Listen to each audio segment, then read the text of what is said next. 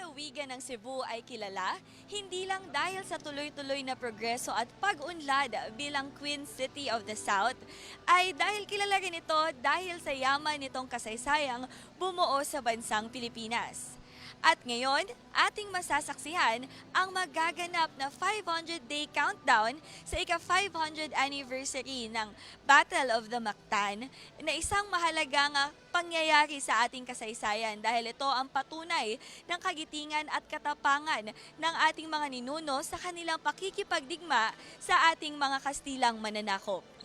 Isang makasaysayang araw, Pilipinas! Ako po si Micaela Guerra at kami po ay napapanood ninyo ng live mula dito sa Hoops Dome, Lapu-Lapu City kung saan mga kababayan, ito ang nagsilbing ground zero ng Spanish colonization.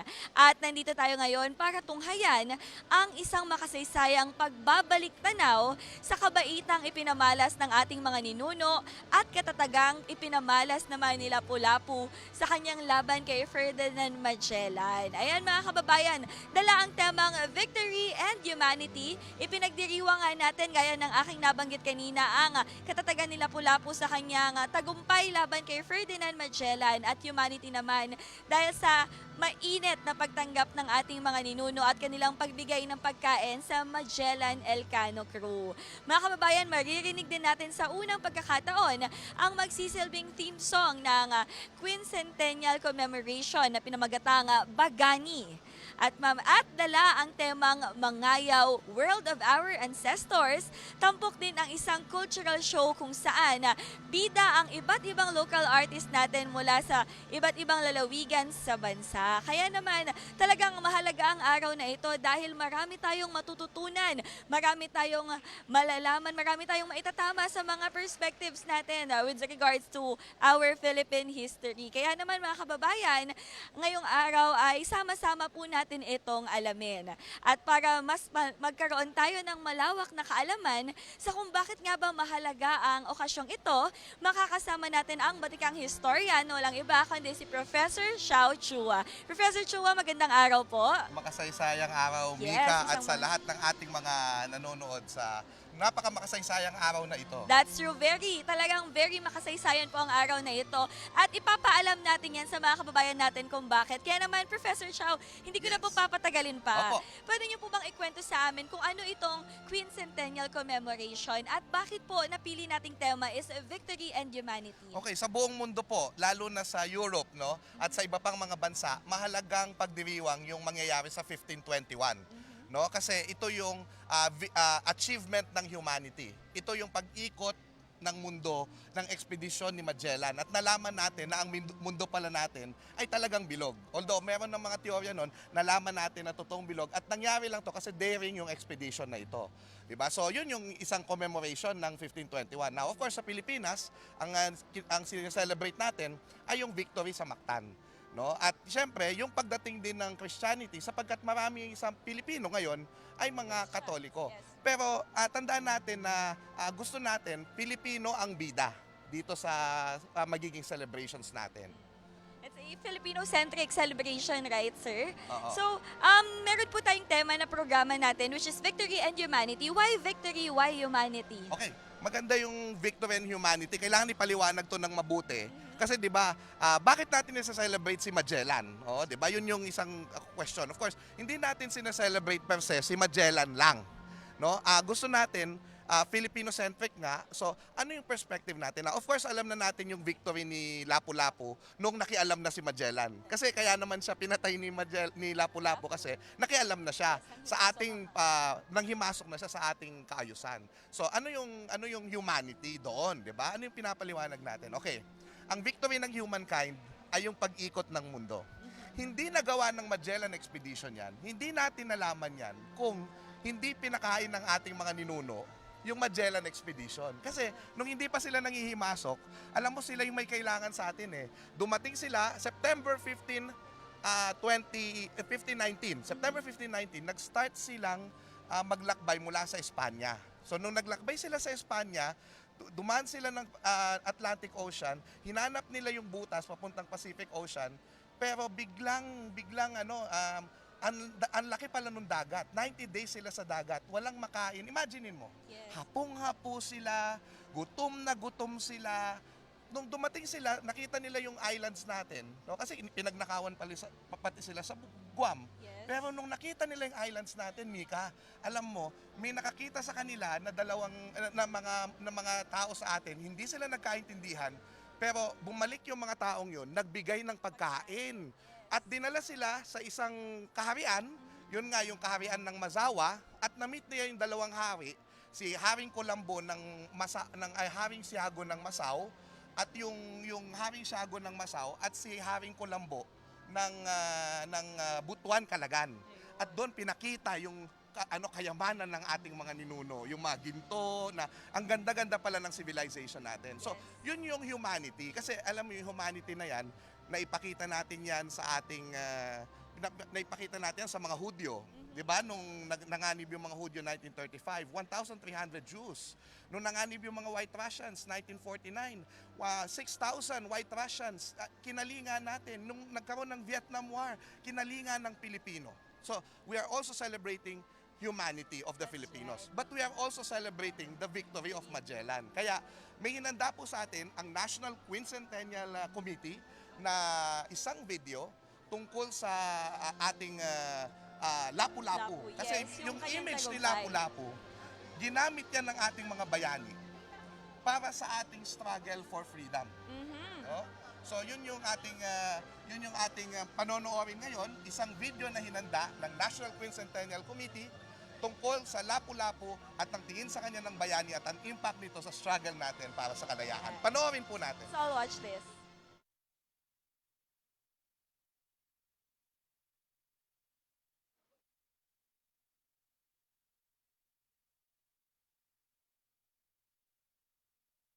Bago natin makita yung Yes. playback, mamaya yung ating playback Playback. ng ating National Quincentennial video, alam mo mahalagang kwento dyan sa Haring Siago at Haring Colombo, nabanggit natin, yung pagdating ng mga babaylan.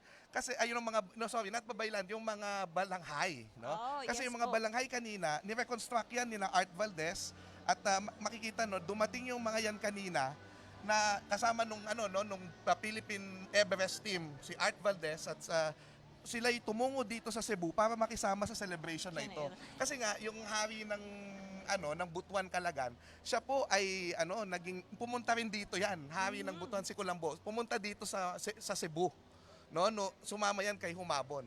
Kaya yun yung makikita natin na yan yung parang inire-reconstruct natin, no? At syempre maganda na makita natin yung mga ninuno natin, yung kanilang kultura, kasama yung mga balanghay na yan, authentic, di ba? Sir, tanong ko lang po, syempre, isa siya sa mga naging event natin for this occasion. Bakit mahalaga na maipakita natin yung pagdaong ng Quincentennial Balangays? Well, kasi tandaan natin na dito sa celebration natin na pinapakita natin yung di ba, account ni Pigafetta ng Magellan Expedition. Yes. Pigafetta's account was the very first account na European tungkol sa ating kultura.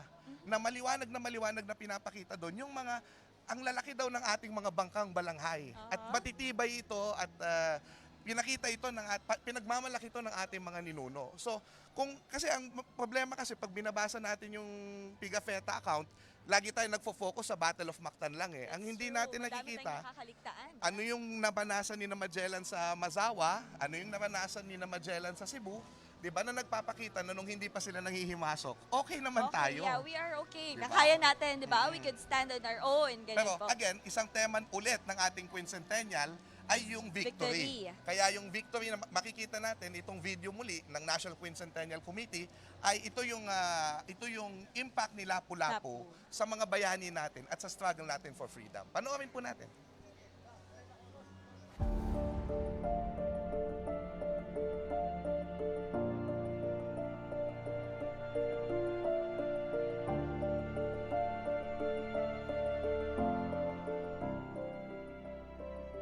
Limang-daang taon na ang nakalilipas. Nagtagumpay ang mga taga-Mactan laban sa mga Espanyol at napatay nila si Fernando Magallanes sa isang labanan noong ika-27 ng Abril, 1521. Dahil dito, ang pinuno nilang si Lapu-Lapu ay nakilala bilang unang tumindig at nagtagumpay laban sa panghimasok ng mga Europeo sa ating bayan. Ngunit, paano ba kinilala si Lapu-Lapu sa agos ng kasaysayan? Kung tutusin, sa naratibo ni Antonio Pigafetta na mananalaysay ng Armada de Maluco o ng Magellan Elcano Expedition, ang pangalan ng pinuno ay si Lapu-Lapu. Ayon kay Carlo Amoretti, na nagbigay anotasyon sa tala ni Pigafetta noong 1800, ang si sa unahan ng pangalan ay isang pamagat ng mataas na tao. Pinaniniwala ang nagmula ito sa Sanskrit na Shri, ayon naman sa reformistang kasamahan ni Jose Rizal sa Europa na si Trinidad H. Pardo de Tavera. Subalit, ayon sa isang historiador na nakapanayam si Juan Sebastian Elcano, si Gonzalo Fernandez de Oviedo sa kanyang Historia de las Indias noong 1557, ang pangalan ng pinuno ng Mactan ay Lapu-Lapu. Noong 1614, isang mistisong Chino sa Pilipinas na si Carlos Calao, sa isang tula na pinamagatang Que Dios le Perdone na ipinagluluksa ang pagpatay kay Magellan, ay sinasabing Diyos na ang magpapatawad sa pinuno ng Mactan na tinawag niyang Lapu-Lapu. Tinawag niya rin itong traidor na di na dapat pagtakhan dahil panahon ito ng mga mananakop na Espanyol. Sa katunayan, umani ng negatibong imahe ng Mactan sa loob ng 300 taon, tinawag na Punta Diablo o Enganyo o tangway ng kasamaan o ng manlilinlang, ang pook na sa mahabang panahon ay pinaniniwala ang pinangyarihan ng pagpatay kay Magallanes. Doon din ipinatayo ng mga Espanyol noong 1866 ang bantayog ni Magallanes gawa sa korales ng Mactan. Ngunit si Rizal ang nagsimulang tumawag sa pinuno ng Mactan bilang si Lapu-Lapu. Makikita ito sa kanyang anotasyon sa akda ni Antonio de Borga na Sucesos de las Islas Filipinas noong 1890. Ito rin ang tawag ni Juan Luna sa pinuno ng Mactan sa kanyang alternatibong pamagat sa pintang larawan niya na La Muerte de Magallanes o Ang Kamatayan ni Magallanes. Gusto kong pamagatan itong Victoria de si Lapu-Lapu, Iquina de los Españoles o tagumpay ni si Lapu-Lapu at ang pag-atras ng mga Espanyol. Sa kabila nito, nanatili ang katawagang Lapu-Lapu sa marami sa ating mga bayani, lalo na sa panahon ng pagtatatag ng bansa. Lapu-Lapu ang isa sa mga alias ni Mariano Ponce sa pahayagang La Solidaridad sa Europa. Inudyok naman ni Emilio Jacinto ang mga kababayan na iwaglit ang kanilang takot sa mga Espanyol at gawing huwaran ang bayani ng Mactan, saan napatungo ang dugo ni Lapu-Lapu, ang masiglang hari sa Mactan, niyang pinatay niya ang lilong si Magallanes. Di yata mga kapatid, di yata't sa inyong buhay wala nang makikita kundi hirap, dalita, sakit, lumbay, dusat kamisan, at maging sa pagpapahayag sa kalayaan ng Pilipinas sa Kawit Cavite, 12 ng Hunyo, 1898. Inalala ng mga bayani ng himagsikang Pilipino ang Mactan. Ang pagsalakay na sinimulan ni Hernando Magallanes sa Cebu bago siya mapatay ng hukbo ng Haring Lapu-Lapu sa Mactan. Noon pa man, bandila na ng mga nagtatag ng ating bansa si Lapu-Lapu bilang una sa mga nasa kapuluan na ito na tumindig laban sa panghimasok ng mga dayuhan sa ating bayan. Kahit wala pang Pilipinas sa kanyang panahon, isinali na siya ng mga bumuo ng ating bansa sa kwento ng laban natin para sa ating kalayaan. Ito ang dahilan kung bakit patuloy na mahalaga at hindi mawawala ang kwento ni Lapu-Lapu bilang paalala na kaya nating tumindig sa sarili nating mga paa upang ipaglaban ang ating pamumuhay at ang ating dangal bilang isang bansa.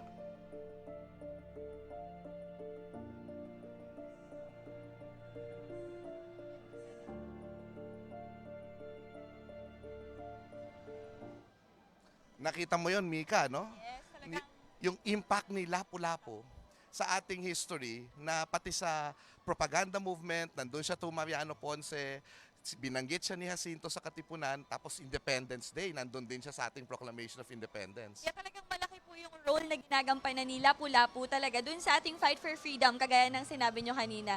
And it's really wonderful po na hindi lang yung victory, pati yung humanity nga na gaya ng sinabi nyo, yung sineselebrate natin today, especially that etong humanity, ito yung mga hindi gaanong alam ng kapwa Pilipino natin. Yes.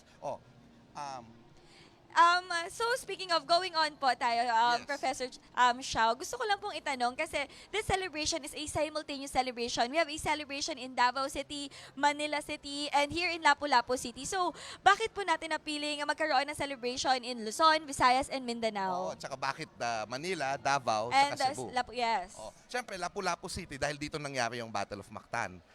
Sa Davao, because ang tema sa Davao, nung show nila, ay Unconquered Peoples. Kasi doon pinakita natin na hindi lahat ng mga mamamayan sa Pilipinas, sa kapuluang ito, ay sinakop ng mga Espanyol. No? So, yung mga Bagobo, yung mga Manobo, marami yan sa Davao.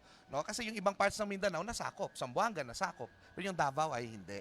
So, yan. And then sa Manila, of course, nandyan din yung, nandyan nakikita natin yung mga celebration sa Davao. And it is currently happening Yes, live sa Davao correct. City ngayon. At yung sa Manila, syempre, doon yung national history, yung capital natin. Kaya yung mga bayani ng bayan, yun yung i-discuss, yung enduring greatness ng ating mga ninuno, no? Yung enduring greatness ng mga bayani natin. Kasi doon, estudyante, kukwentuhan ni Lapu-Lapu at ni Rizal ng mga ibang mga bayani That's mula true. noon hanggang Hanggang ngayon. ngayon. So yun yung mangyayari sa National Museum of Natural History. So ano yan, 3 events yan, pangungunahan yan ni Yorme Isko Moreno at ni Vice Jeremy Mayor. Barnes ng Yes.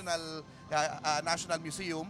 At sa Davao ay Ayan. si Baste Duterte. Yes, nakikita No? natin ngayon Vice po Mayor ang Duterte. pangyayari dyan sa Davao City. Sa Ayan. Davao City. Si Vice Mayor Duterte naman ang mangunguna. ng kanilang celebration Yeah, doon. may ibig sabihin yan. Kasi nga, yun nga, Luzon, Visayas, Mindanao, lahat kasama sa selebrasyong ito. Hindi That's pwedeng true. sentro lang sa Manila o sentro lang sa Cebu. Cebu or sa Diba? Davao, that's Ang true. ganda, ang pinapakita natin dito, unity ng Pilipinas. Isa That's pa, true. no? Yung show na magaganap dito. Kasi kanina po, by the way, kailangan nating inform ang mga tao na at 5 p.m. today, nag-retelling po si Secretary Berna Bernadette Romulo Puyat. Puyat, At yes. Tourism Secretary sa Monumento ni Monumento Lapu-Lapu. That's Yes, right. nagbigay pugay kasama ni Chairman Rene Escalante Yes. ng NHCP. Siya din po ang Vice Chair ng ating National Quincentennial Committee. Alam ba kung sinong chair? Si Executive Secretary Salvador Medialdea. Wow, ayan. Yes. At hindi lang pala dito meron tayong cultural show Even dyan sa Davao Ayan. City na papanood natin ngayon, talagang ipinapamalas yung iba't ibang kultura natin.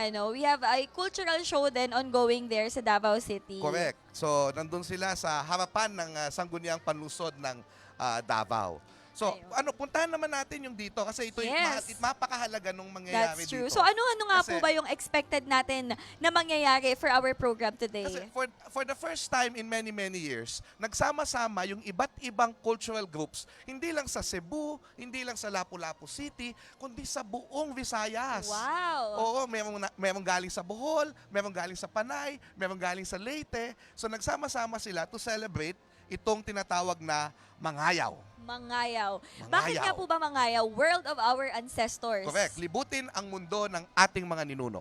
Bago ko ipaliwanag yan, gusto kong i-acknowledge na ang gumawa po ng presentation na ito, ang sumulat ay si Ginoong Floy Quintos. Siya po yung director ng ating Southeast Asian Games opening Wow. ceremony. Which was very successful, by the way. Yes, Congratulations diba? po. Congratulations, Ayan. Sir Floy. At si Lutgardo Labad. Siya po yung director natin dito. At sila po yung tinulungan ng mga historians. Isa dito ay teacher ko. Wow. At marami akong napag-aralan sa kanya na sasabihin ko dito, si Professor Vicente Villan ng UP Diliman. Yes. So talagang napaka-special po nitong program natin dahil gaya nga ng sabi nyo, talagang nag-ipon-ipon as one yung ating mga local artists para matulungan tayong maipakita yung mensahe ng ating okasyon na sineselebrate At today. yung unity ng ating ng Pilipinas, ipapakita dyan kasi yung 3 sites magsasabay-sabay. May messages from the 3 sites, no? Tapos ipapalabas o ipaparinig sa atin for the first time in public yung Bagani. Bagani. Like what I've mentioned kanina mga kababayan, Bagani ay ang magsisilbing theme song ng ating Quincentennial Commemoration na dito natin unang maririnig. Sino nga awit dyan? Sino nga awit? Mandaue Children and Youth Chorus, Loboc Children's Choir, sikat na sikat. Wow. Silliman University, Cebu Philharmonic, Silliman University Choristers, Cebu Philharmonic Orchestra. Wow. So yan ang naririnig natin ngayon. Yes, Pero mamaya, tutugtog sila nung bagani. No? Lahat sila, pati yung mga performers din natin. So makikita natin na ito, kasalukuyang tumutugtog ngayon yung Cebu Philharmonic Orchestra. So, simulan natin, isa-isahin natin kasi ang show ng Ang Mangayaw, and by the way, Mangayaw means ito yung ito yung way ng pagwa-warrior natin nung unang panahon. Pangangayaw. Mangangayaw. Kaya nga, di ba, si Manny Pacquiao, actually, galing yung kanyang pangalan sa salitang pakayaw. O kaya nga siya, warrior din in a way. Talaga. Pero anyway, ito yung makikita natin dito. Yung pangangayaw, yan ay laging nimi-misinterpret ng West as piracy. Opo. So may issue actually na bakit mangayaw yung pinili, the word of our ancestors. Baka sabihin nila masama ang ating mga ninuno. Yan ay kung tumitingin ka sa Western lens o sa mundo ng kanluran. Yes. Bakit po ba hindi dapat i-consider na piracy ang mangayaw? No, kasi ang pangayaw, ito ay isang ginagawa lang to, hindi basta-basta nakikidigma ka. Ikaw ay nangangayaw kapag ka may sumira ng sandugo o ng usapan ninyo. Yes. So, ang pangayaw ay pagsasaayos, number 1. Number 2, kapag ikaw ay nangayaw, ikaw ay kumukuha ng ginhawa. Nag-uuwi ka ng ginhawa sa iyong bayan. Kaya nga yung mga bagani o yung nangangayaw o bayani, di ba, yung OFW parang ganyan din eh. Di ba marami tayong nanonood sa RTVM na mga OFW. Parang ganito din yung ginagawa nyo, nagbibigay sila ng ginhawa sa ating bayan. So, yung kwento ng mga ninuno natin, yan po yung ikukwento natin sa presentasyon na ito. Wow, dito. that's wonderful, At balita ko po, hindi lang may sayaw, meron ding mga fashion show of... Mamaya. Yes. Ito, sige. Isa-isahin na natin, Yung suit 1 natin, ito yung sinugdanan. Ito po yung beginning. Yes. Kasi ipapakita dito yung ating pagsisimula bilang isang bansa through mythology. So ito, I am sure si Kalak at si Gavay ay ipapakita dito. At bakit si Kalak at si Gavay, paano siya nahati doon sa reed o doon sa dahon, ay dahil kay Tigmamanukin. Yung Tigmamanukin, yung ibon, ay simbolo po ng Bathala. Mamaya po sa show, lilipad-lipad lang po siya. So pag nakita nyo po yung ibon, Bathala po, simbolo ng Bathala. Okay. Yung suit 2 natin, tingnan natin to, yung dagat dagat ang ng inahan. inahan. Or the sea mother. Kasi yung mga ninuno natin, lahat ng kanilang kabuhayan, kultura, ang pinagbabatayan po ay ang mga karagatan. Ayan. So, Kanina, yun yung di ba? makikita natin. Yes, nagkaroon po tayo ng pag-uusap kanina regarding dito na nabanggit ninyo na yung karagatan, isa din siya sa mga factors that unites us as one. Tama ba? Dahil? Kasi sinasabi ng mga teachers natin noon, hindi pa updated yung kanilang mga naituro sa kanila sa kasaysayan, na ang naghiwalay sa atin ay archipelago kasi tayo. Pero ang pinapakita ngayon ng mga historians, ang naghiwalay sa atin ay kolonyalismo, pero nung unang panahon, kahit iba-iba yung ating mga bayan, ay sama-sama pa rin yung ating kultura, yung diwa natin, at yung pakikipag-ugnayan natin. Kaya yan yung makikita natin na napakagandang mensahe. Yes. Na hindi yung kulturang maritime, yung tayo lahat ay taga-ilog. Kaya nga si Andres Bonifacio, di ba? Sa Katipunan, tinawag tayong taga-ilog. Tagalog, 'di ba? Kasi makikita natin na yan yung gustong ipamala sa atin ng mga ng mga ninuno natin na magbalik tayo sa ating maritime culture. So tingnan niyo sa Davao, halimbawa, pinapakita diyan yung mga iba't ibang mga unconquered peoples. Taga-ilog din sila. Sabi ni Andres Bonifacio, lahat sila taga-ilog. Taga-ilog. Lahat tayo taga-ilog. Ayan. Diba? Diba? Ang ganda. Diba yan? Mga Tiboli, mga Manobo, mga Bagobo, mga sila Mindanao yung peoples. mga unconquered people natin. Dahil, gaya nga po ng sabi ni Professor Xiao, hindi lahat ay nasakop ng mga Kastila. Bago ko ituloy itong pagkukwento natin itong mga mangyayari mamaya, alam nyo, ang ganda nung nangyayari ngayon kasi sa aking nakikita, sa aking pag-aaral ng kasaysayan, ito na yung isa sa pinakamalaking pagkukwento via show ng ating kasaysayan ng Pilipinas. That's true. At talagang napaka-importante po na malaman natin to. Hindi lang ng mga kabataan, di ba? Even tayo at our age, madalas sa atin nakakalimutan na natin yung kahalagahan ng kasaysayan, di ba? Mika, naabutan mo ba yung 1974? Hindi pa po Yan. Noong napanganak noon. 1974, nung Miss Universe pageant, nagkaroon ng isang parada ng pangalan ay kasaysayan ng lahi. So yun na, nagpuntahan yung mga tao. Napakalaking event nun. Tapos noong 1998, ewan ko, bata ka pa siguro 2 nun. years old pa 2 lang years po ako old, noon. nagkaroon ng Philippine Centennial Parade. So ngayon, ito na yung sa palagay ko, nasusunod na malaki Yes.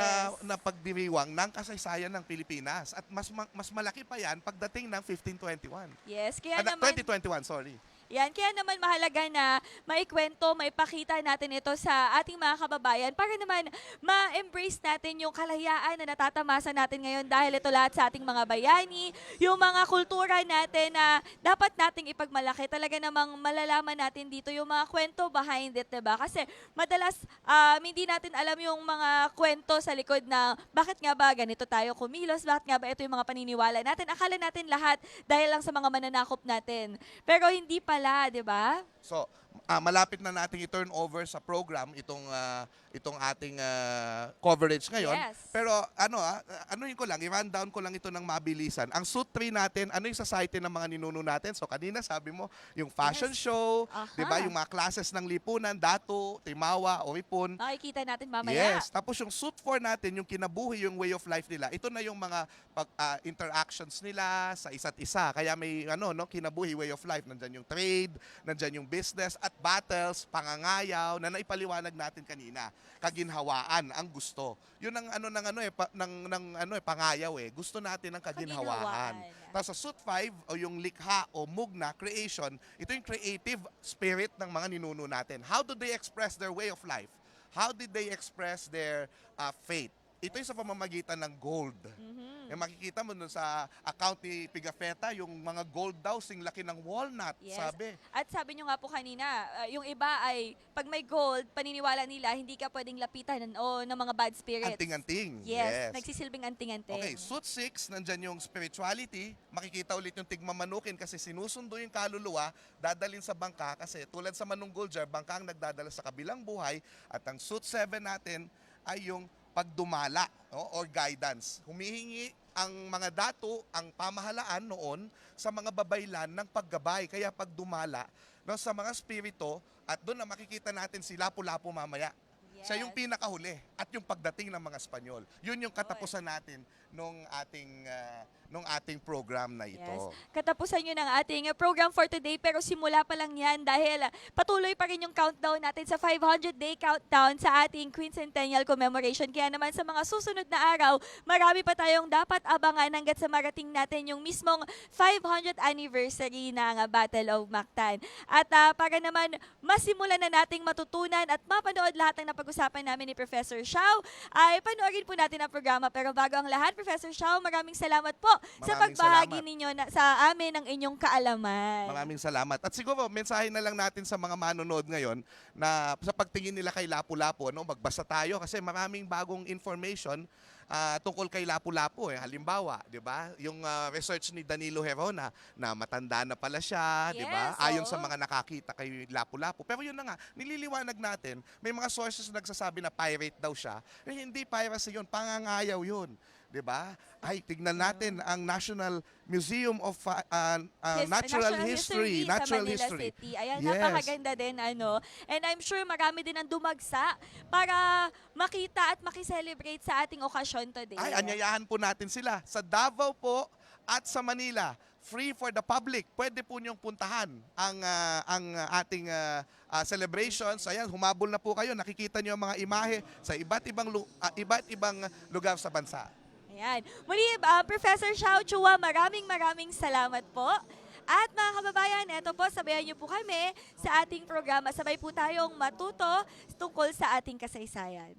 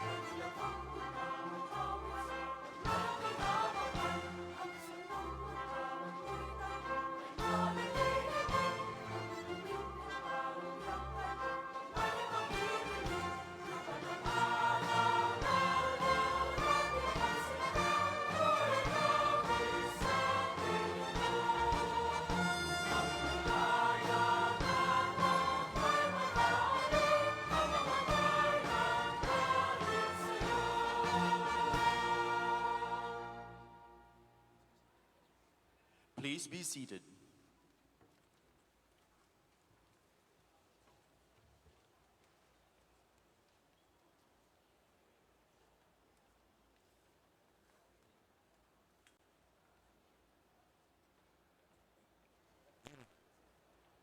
Quality.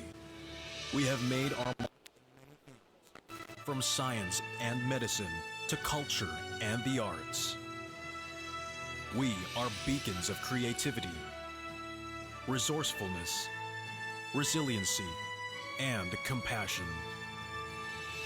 In 2021, the Filipino people will join the world in commemorating one of the greatest achievements of mankind, the first circumnavigation of the world. We celebrate this historic achievement by bannering an important message. Over adversity and struggles, we shall triumph. Putting humanity first, always.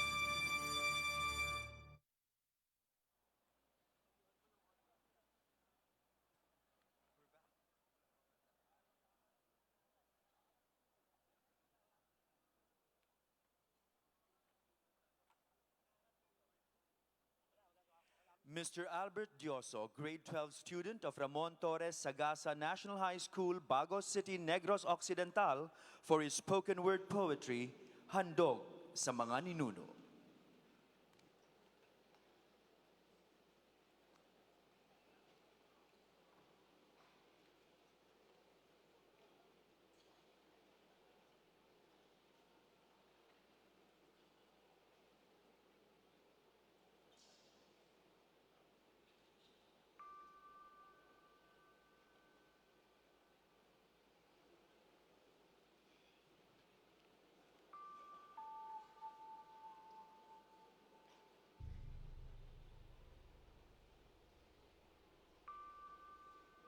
Sa paghagis ng mga alipkabok ng katapangan, sabay tayong babalik sa nakaraan. Mga alaala ng kabayanihan ay patuloy na pinangahawakan ng aking mga kamay, puso't isipan.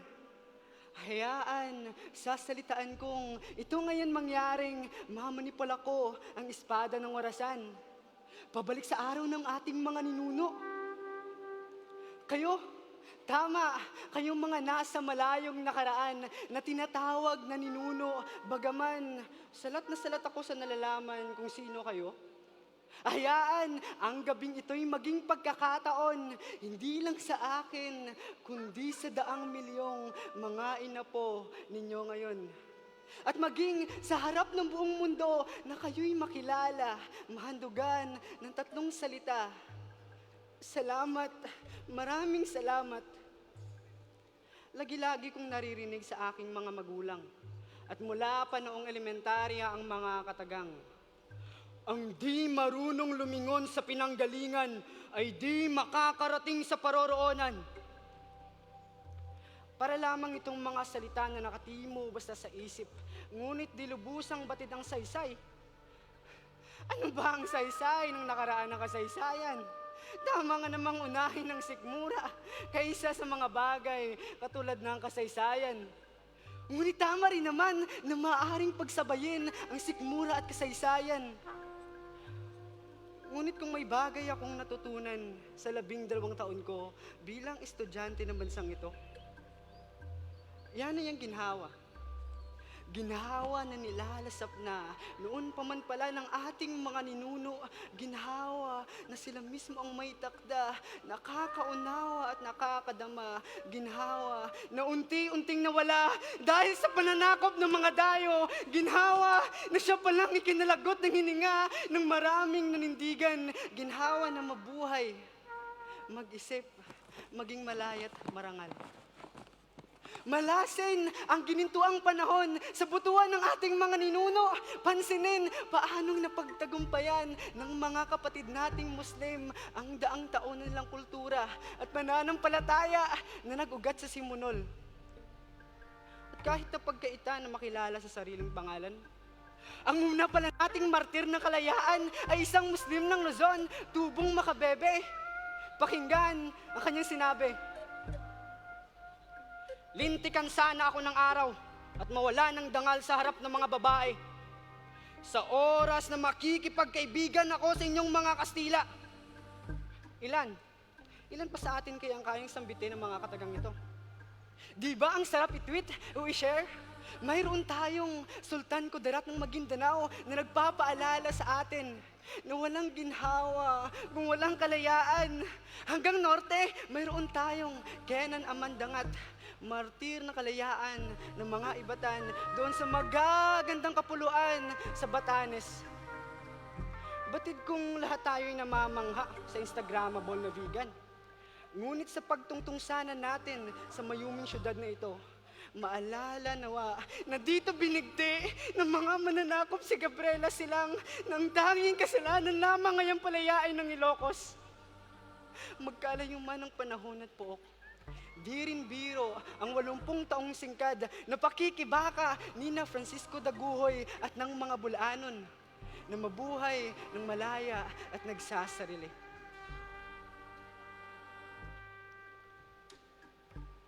Tila sadyang mapaglaro ang tadhana. Walang ang ginhawa kung walang pasakit. Hindi na ihandog sa atin ang ganap na pagsasarili nang di na alpasan ang ikalawang digmaang pandaigdig. Ngunit di naman natin binigo ang sangkatauhan. Ang katapusan sa Bataan ay simula ng malawakang pagbangon ng mga nayon, bayan at probinsya na nakamtan ang kalayaan at pagsasarili. Naway sa pagdaan natin sa bantayog ni Rizal, maalala natin ang kanyang mga salitang, tutugon tayo sa hinaharap ng may alaala ng nakaraan.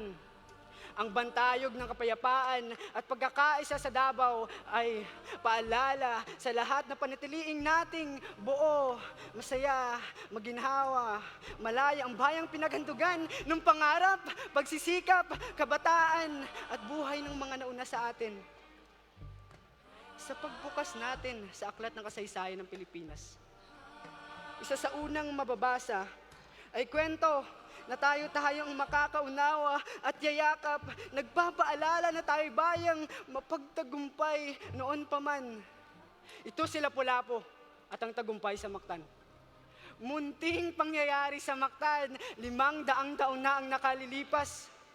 Ngunit ginawang malaki ng ating mga bayani bilang hugutan ng dangal. Sabi nga ni Emilio Jacinto, ang utak ng katipunan, saan napapatungo ang dugo ni Lapu-Lapu, yaong pumatay sa lilong si Magallanes? Kakarampot lamang ang mga ito sa aking nalalaman. Hayaan ang mga mumunting bituin na ito ang maging gabay ng bawat isa sa atin na nais makilala ang ating mga ninuno.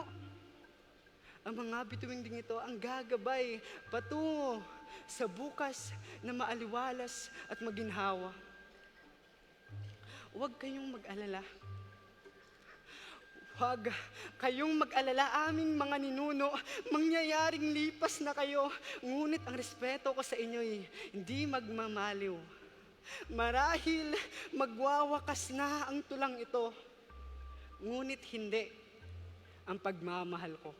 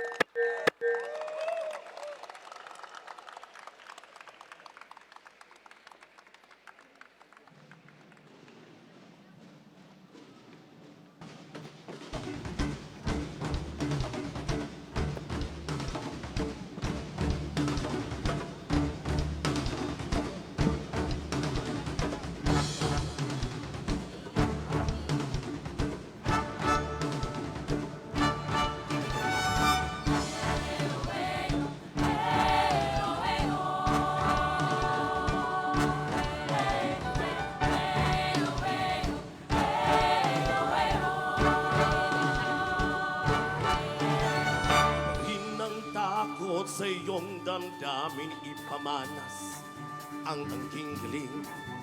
Ngayong buntabang harapin ng bukas, yakapin ang tagumpay.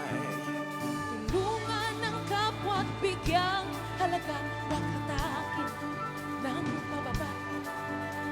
Isipin huwag sana ang sarili lang, pakisama't bayanihan.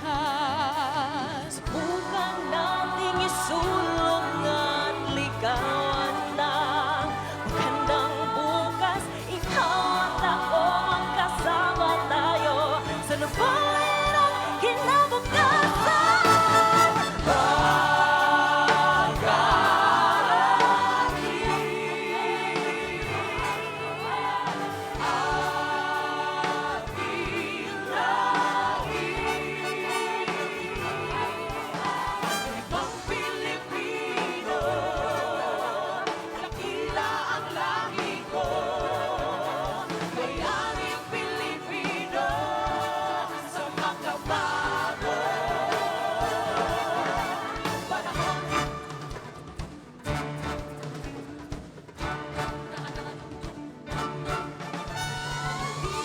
Hawakan ng aking kamay, sabay abutin natin ang tagumpay. Kulang tayo sa pagpapantay. Iwala sa Diyos ang sandat at gabay. Subukan natin sulong at ligawan ang magandang bukas. Ikaw at ako magkasama tayo sa lubunin ng kinabukasan.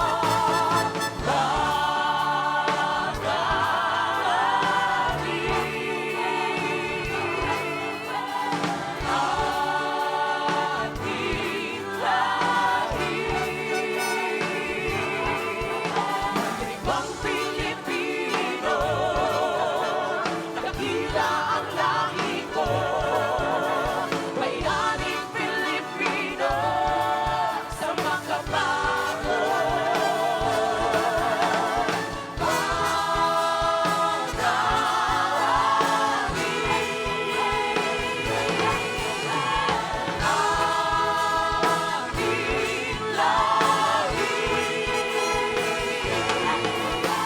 Ibang Pilipino, dakila ang lahi ko.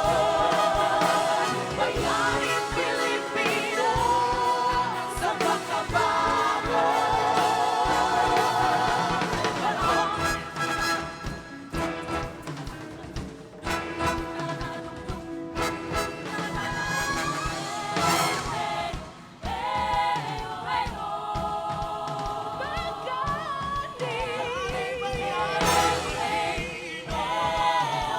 Dakilang Pilipino,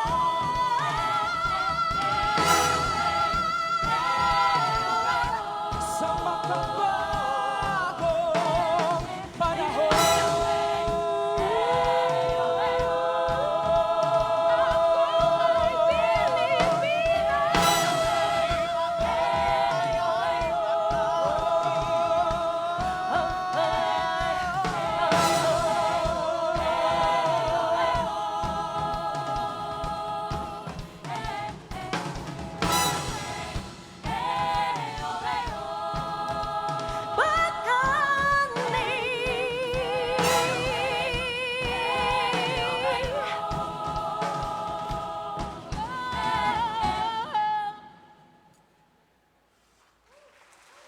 Ladies and gentlemen, that was World Championship of Performing Arts medalist Mr. Virgin Tan, Ms. Rona Jen Lofranco Cañete, Mr. John Willis Tubalde, and Ms. Erneville Vinculado singing Bagani, the theme song of the 2021 Quincentennial Commemorations in the Philippines.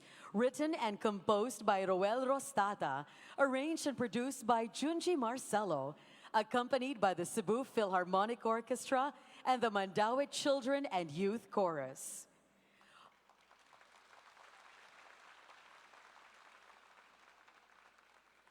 Part of raising the awareness of our countrymen to the 2021 Quincentennial Commemorations in the Philippines is the conduct of the National Solidarity for the 500-day countdown to 2021 and landmark lighting today.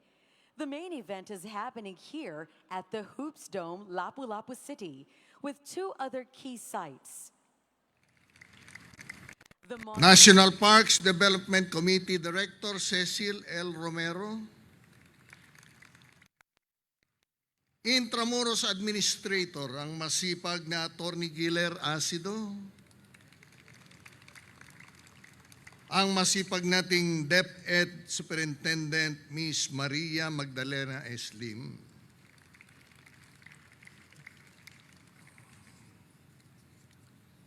sa ngalan po ng aming minamahal na punong lungsod, ang dakilang Alkalde Francisco Isko Moreno Dumagoso, at ng pamahalaan lungsod ng Maynila, ako po ay maligod na bumabati sa inyong lahat na nagkatipon-tipon dito sa National Museum of National History. Hayaan po ninyong basahin ko ang inihandang mensahe ng Alkalde ng lungsod ng Maynila para sa okasyong ito.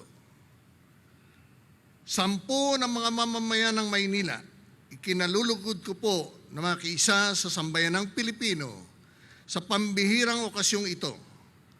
Marahil nagtataka ang marami, ano ang ginagawa ng Maynila sa isang okasyong limitado lamang sa Kabisayaan at sa mga Bisaya. Kung magpapakritiko tayo na wala namang Pilipinas at wala pong Pilipino noong 1521, totoo pong Bisayas at pang-Bisaya nga naman isang itong pagdiriwang na ito. Ngunit pakatandaan natin na tayo lamang na tinatawag na mga Pilipino at wala nang iba dito sa San Sinukob ang nagnanasa alaala ng labanan sa Mactan at ni Lapu-Lapu. Bahagi na si Lapu-Lapu at ang Mactan ng pamanang kasaysayan ng lahat ng mga nabibilang sa bansang ito. Ang yakapin ang mga Pilipinong Tausug, Ibatan, Ibaloy, Dumagat, Agta, Tagbanwa, Mangyan, Bicolano, Kapampangan, Maranao, Tibuli at Kangkanay si Lapu-Lapu na parang kanila ay tanda ng pagbubuo ng bansang Pilipino. Sa ganito nating dapat tingnan ang okasyong ito. Huwag maging makiti ng isip. Lahat tayong produkto ng bansa ng Rebolusyong Pilipino noong 1896 ay tinatadhanang manahin ang kasaysayan ng ating mga ninuno. Ganito naging Pilipino si Lapu-Lapu. Simula ng isalba ni Rizal, Luna, Jacinto at Aguinaldo ang alaala na Mactan bilang may pagmamalaking tagumpay ng lahing Pilipino. Kaya tama lamang na samahan ng sambayanang Pilipino sa malaki o maliit man na kaparaanan ang mga kababayang Bisaya, partikular na ang mga Cebuano sa pagdiriwang sa alaala ng labanan sa Mactan. Itong pag-iilaw na Rizal Park at ng iba't ibang pangkasaysayan mula sa Batanes hanggang Tawi-Tawi, mula Palawan hanggang Eastern Samar, at ng mga embahada at konsulado ng bansa sa ibayong dagat ay malaking manifestasyon na narating na ng lipunang Pilipino ang panahon ng pagkakaisa sa kabila ng pagkakaiba. Ito ang ideal na lipunang dapat na iharap natin sa mundo. Nangangalagan, pinararamdam sa bawat isang Pilipino na bahagi sila ng bansang ito at ang kasaysayan at pamanang kultural bilang pamulaan ng dangal at kadakilaan. Kami sa lungsod ng Maynila ay patuloy na mangunguna at magsisilbing mabuting halimbawa sa ating mga kababayan upang ipamalas ang tunay na pagmamahal sa bansa. Pagmamahal sa bansa na di lamang pinapakita sa pamamagitan ng pakikidigma, kundi pagmamahal na magpakita ng tunay na malasakit sa isang mamamayan. Di kaila sa inyo ang mga malalaking pagbabago na sa aming lungsod. Ito ay simula pa lamang ng mas malaki pang mga proyekto at programa upang maiangat ang antas ng pamumuhay ng mga malininyo. Kasabay din ito ang pagbangon ng ating dangal at puri upang muling tingalain ng nakararami ang ating dakilang kapitolyo ng bansa. Kami po ay naniniwala na kung nasaan ang Maynila, sinusundan ito ng buong bansa. Kaya asahan ninyo na kami ay mangunguna sa pagpapakita sa ating kapwa Pilipino na tayo ay di uunlad at uusad kundi natin muna mamahalin at bibigyang halaga ang ating bayan.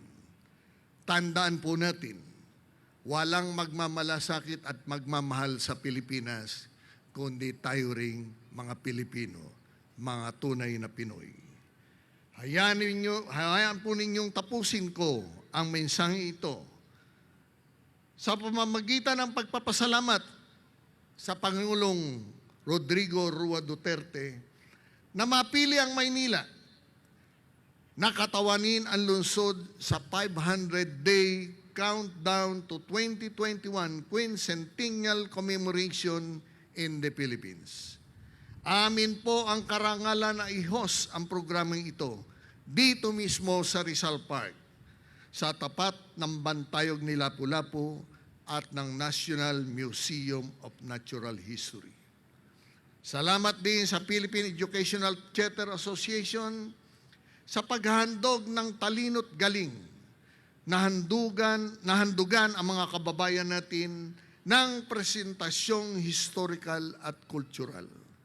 Salamat din po National Historical Commission of the Philippines na kinakatawan ngayon ni OIC Executive Director Carmina Revalo. Sa National Museum of the Philippines na kinakatawan ngayon ni Tagapangulong Luli Arroyo Bernas at Director General Jeremy Burns sa National Parks Development Committee na kinakatawan ngayon ng Executive Director nitong si Binibining Cecil Lorenzana Romero at sa Intramuros Administration Administrator Attorney Giler Asido. Muli ang aming pagbati at pakikiisa sa inyong lahat sa pagsalubong sa ika-500 taong tagumpay ng sangkatauhan na maikot ang daigdig sa unang pagkakataon at ng tagumpay ng ating mga ninuno sa labanan sa Macdan. Tandaan po ninyo, Manila is God first. Magandang gabi po at mabuhay tayong lahat. Salamat. Davao City Vice Mayor Sebastian Duterte to deliver his remarks on behalf of Mindanao.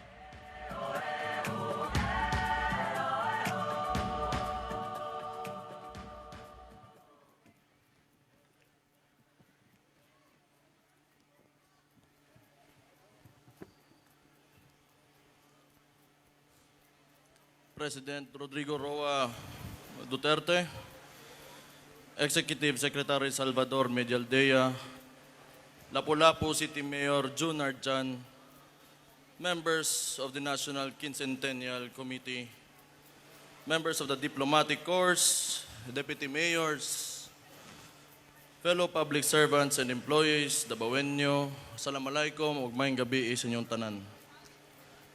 Today, we begin our anticipation of great milestones in our journey as a nation. We remember the victory of our ancestors led by Lapu-Lapu in defending our native land from colonizers in Mactan. As of today, we are the modern Filipinos who know how to use our cherished freedom and sovereignty in advancing development, peace, and unity and compassion. We commend the National Quincentennial Committee for translating into action the pronouncement of President Rodrigo Roa Duterte to elevate the place of Lapu-Lapu among the heroes of national significance.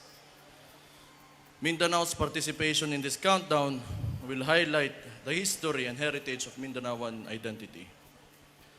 Despite all the changes brought by modernization, we continue to preserve the vestiges of our ancestors through the colors, patterns, expressions, and vibrancy of Mindanaoan heritage. In Mindanao, we have proven that unity is possible amidst diversity. It was our unique identity and values as Mindanaoans that truly bind us together. In times of adversity, we have each other to depend on. We will be scathed, but we will always persevere. As we celebrate the victory at Mactan, let us continue to learn from our history. We cannot change the past, but we can surely shape the future with our own hands. Let us move forward towards a nation that is free and filled with hope for a brighter tomorrow. One that all and treats all with respect, because at the end of the day, we are all Filipinos. Thank you, and once again, may gabi sa inyong tanan. God bless you all.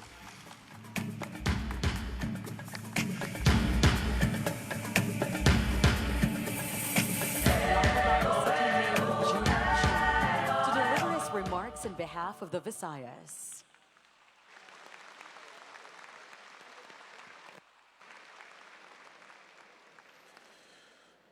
To Tourism Secretary Bernadette Rumulu Puyat, who is here to officially represent President Rodrigo Roa Duterte. To all our distinguished guests, fellow public officials, and countrymen watching live in the comfort of their homes, maayong gabi kanatong tanan. Indeed, rare are the times that the national government prepares big celebration comparable to the decades of the centennial's Filipino nationalism, nationhood, and the Philippine revolutionary movement from 1988 to 1998. That is why we, the people of Lapu-Lapu City, are honored to host and play a major part of this once-in-a-lifetime celebration, the 2021 Quincentennial Commemorations in the Philippines. Even though the 500 years of the victory of our ancestors in the Battle of Mactan on April 27, 2021 serves as the nucleus of the 2021 Quincentennial Commemorations in the Philippines. There are other milestones worth revisiting the celebrating as a part of a big event that will culminate on 2021. Prior to the Spaniards coming to the shores of Mactan, they set foot in the Homonhon Ganan's Eastern Samar on March 19, 1521, where our ancestors exhibit their compassion to sickly, starving, exhausted, and almost hopeless crew of the Magellan Elcano expedition who traversed the deadly Pacific Ocean en route to the Asia from the America for treatments. Such gesture of humanity towards stranger was the first of its kind in recorded human victory. The commemoration will end in October 2021, or the 500 years of the exit of the Philippine waters, of the first circumnavigators of the planet, via Sarangani Island, Davao Occidental. In between of Gian and the Sarangani episodes, expect events to take place in the various parts of the country as we together, as one nation, commemorate our 500 years of the victory and humanity. After all, like Datu Lapu-Lapu, our ancestors from other parts of the archipelago fought to defend our shores from foreign aggressors. That is why we are lighting 21 historical sites and monuments tonight as a part of the 500 days countdown. In behalf of all the Oponganons, the city of Lapu-Lapu share this milestone to the rest of the Filipino nation. We want the celebration to be inclusive and integrative and innovative. We want each and every Filipino to identify with the symbolism and significance of the victory at Mactan, for this is not just the heritage of the Cebuano, but of all the Filipino people. This is history we all share. As I consistently say in my public engagement, this generation must commemorate the 500 years correctly. In 1921, the U.S. Insular Government and the Philippines branded the commemoration as the 400 years of discovery of the Philippines. This word discovery, distasteful, misplaced, and downright offensive to us Filipino, as if we were non-existent and had to thank the colonizer for bringing us civilization, which is an insult to our ancestors. As proud of our rich past, Jose Rizal once said, "We are anxious to learn of the Philippines' past, which we to understand in order to plan intelligently for the future. We want to know all our ancestors knew. Then we shall progress fast because we can go on from where they left off." As a matter of fact, prior to the Philippine Revolution in 1896, Emilio Jacinto, this brain of the Katipunan, introduced Lapu-Lapu to our heroes, and I quote, "Sana napatungo ang dugo ni Lapu-Lapu, ang masiglang hari ng Mactan. Niayong pinatay niya ang Lilong Magallanes." In English, "Where has the blood of Lapu-Lapu, the jubilant king of Mactan, flowed after he killed the liar Magellan? Furthermore, when President Aguinaldo proclaimed the Philippine independence in Kawit, Cavite on June 12, 1898, the independence documents remembered and made mention Lapu-Lapu and the victory at Mactan. If our heroes celebrated the memory of Lapu-Lapu and the victory at Mactan, what more we Filipino of today, who have benefited from the fruits of sacrifices and dreams of the past, 2021 should therefore be a year of reflection for all of us as to where are we bringing ourselves in the next 500 years. On that note, the Lapu-Lapu City government, with the National Historical Commission and the National Quincentennial Committee, is preparing a world-class presentation using the state-of-the-art technology to depict the rich of cultural heritage of our ancestors prior to the coming of the colonizers, in order to educate our youth of what truly transpired in the past and dispel the notion that we are a bunch of savage during the pre-colonial times. Once again, good evening and mabuhay ang Pilipino.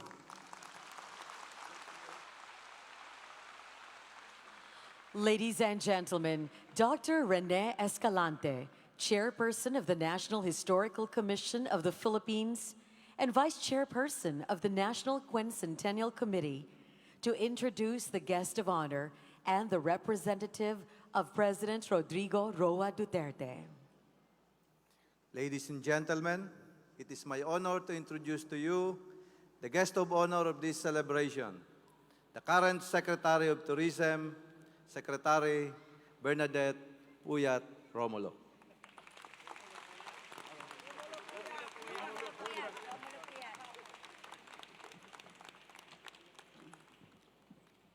Secretary Adelino Sitoy, Presidential Advisor on Legislative Affairs, Mayor Junard Chan of Lapu-Lapu City and his First Lady, Ms. Cynthia King Chan, Congresswoman Paz Radaza of Lapu-Lapu City, Congressman Raul Delmar of Cebu City, Congressman Lawrence Lemuel Fortun of Agusan del Norte, Mayor Ronnie Vicente Lagnada of Butuan City, Mayor Ami Alvarez of San Vicente, Palawan, Mayor Annalisa Kwan of Giwan Eastern Samar, Vice Mayor Michael Rama of Cebu City, Yusek Ernesto Abella of the Department of Foreign Affairs, ASEC Ramon Kualaping of PCOO, officers of the Armed Forces of the Philippines, Dr. Rene Escalante, Chairman of the NHCP and the National Quincentennial Vice Chairperson,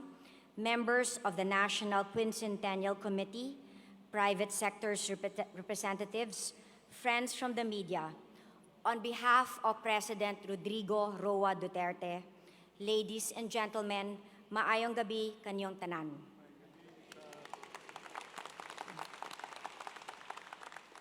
Tonight, we mark the 500th day before the 500th anniversary of the Philippines' historic part in the first circumnavigation of the world, also known as the most important maritime voyage ever taken.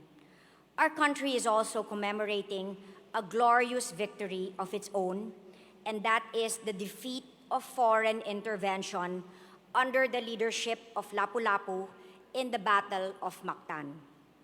These events are linked to our identity as Filipinos.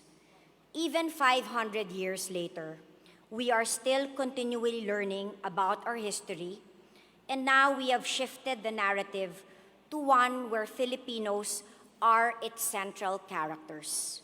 For 2021, the National Quincentennial Committee is thus advocating for a more Filipino-centric point of view to the celebrations. Western-based history textbooks have always described March 16, 1521 as the day Ferdinand Magellan discovered the Philippines. But it's more apt to say that it was the Filipinos, or more accurately, the Warais of Giwan, who discovered Magellan.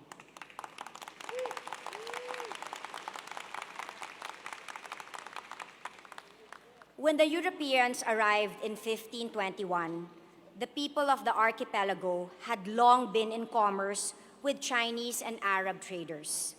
Indigenous tribes were literate, possessed a high level of civilization, equal to the rest of the Malay world, and were masters of the sea and shipbuilding. Cebu, as the Magellan Elcano expedition had found, was among the most prosperous, cosmopolitan city they encountered in their long voyage.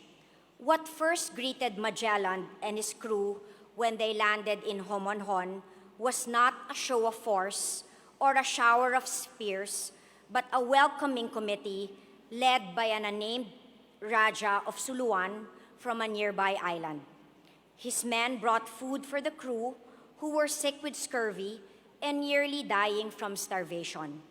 They showed their visitors the many uses of a coconut and taught them several words from their own language. Weeks later, Magellan met more Rajas along the Surigao Strait, formed friendship, and entered into the sacred brotherly blood compact known then as Kasi-Kasi. What may be considered a weakness by some was our ancestors' greatest strength and a characteristic that recurs in our people throughout the history. Filipinos have always welcomed the foreigner and sheltered the refugee, viewing others in terms of their humanity and not their religion or race. From the siege of Baler in 1899, the open-door policy of President Manuel L. Quezon to the Jews in 1939, the sheltering of the homeless white Russians in 1949, to the boatloads of Vietnamese who fled their country in the 1970s and 80s, the Philippines has always offered sanctuary to those in need.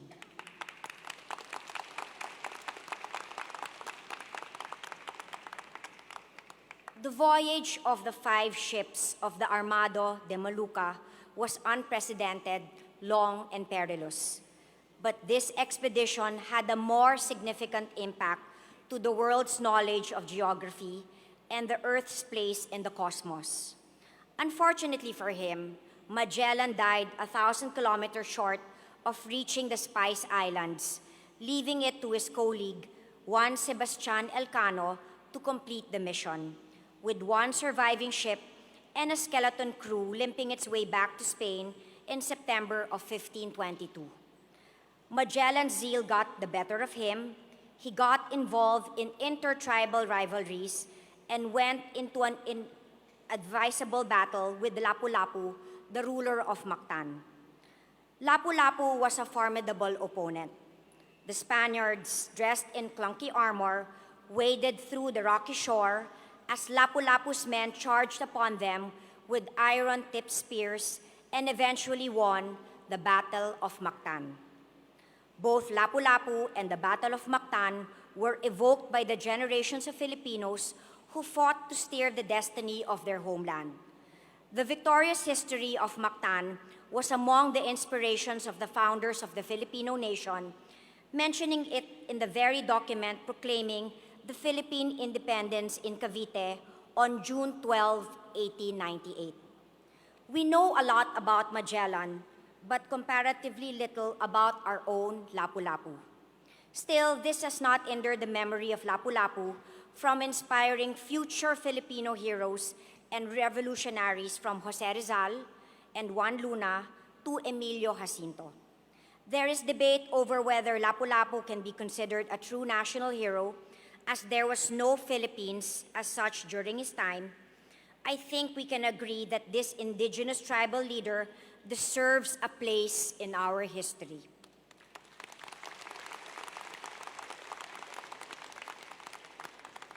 Fulfilling his campaign promise to make Lapu-Lapu a proper hero of the Filipino nation, President Rodrigo Roa Duterte signed in 2017 the Executive Order Number 17, creating the Order of Lapu-Lapu, which aims to recognize government workers and private individuals who provide invaluable or extraordinary service in the nation to a campaign or advocacy of the President. To be able to follow the trail and relive history, landing by landing, is a greatly exciting tourism opportunity for Filipinos and foreigners alike, with over 30 identified sites located in Eastern Samar, Surigao, Southern Leyte, Cebu, Negros Oriental, Bohol, Zamboanga del Norte, Tawi-Tawi, Palawan, Sulu, Basilan, Zamboanga del Sur, Maguindanao, Sarangani Province, and Davao Occidental that were recorded in the notes and logs of the Magellan Elcano expedition.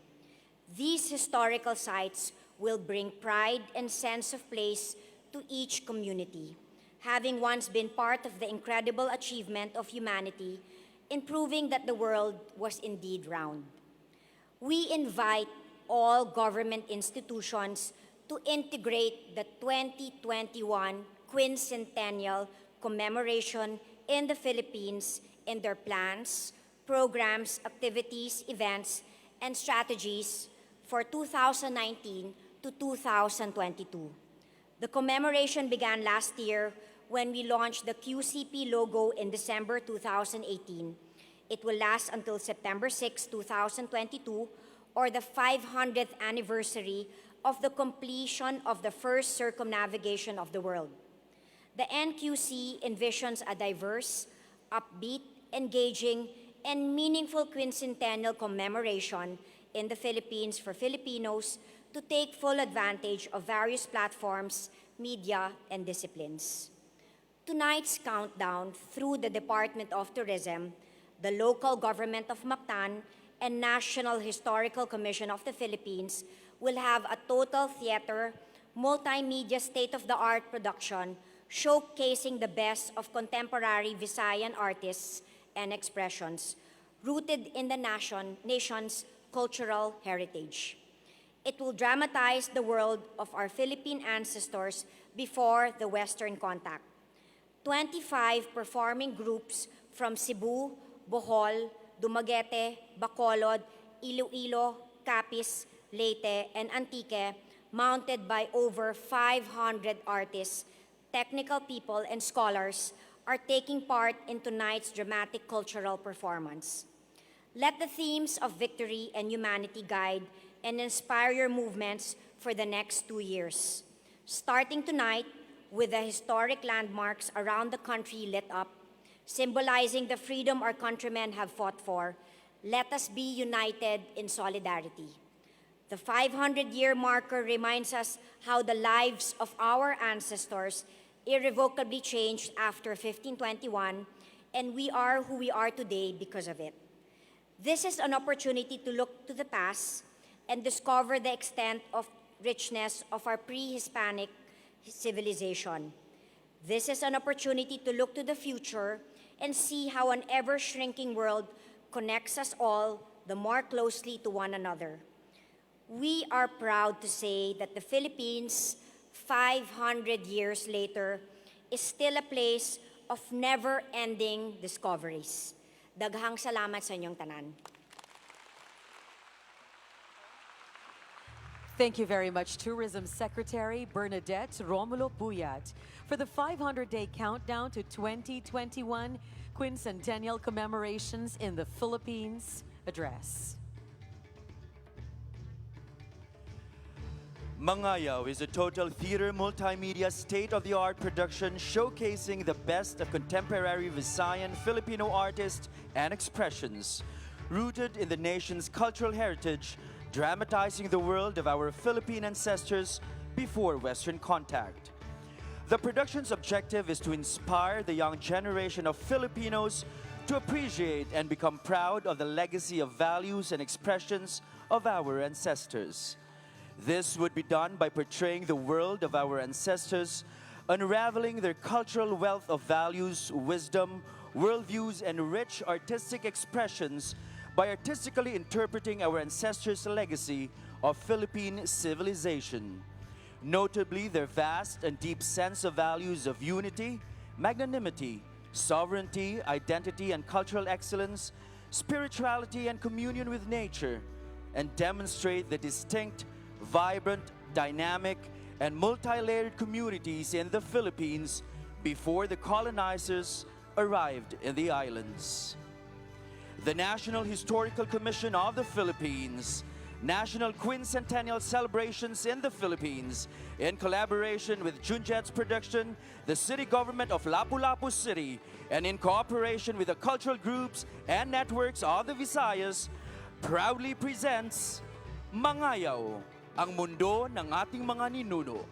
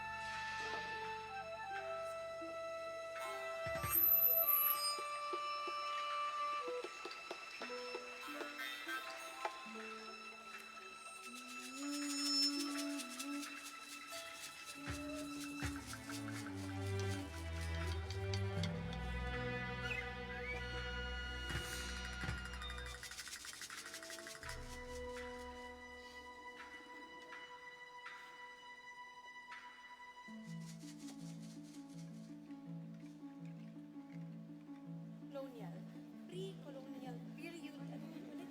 Pre-colonial period, manungod siya, ginawa. Ano?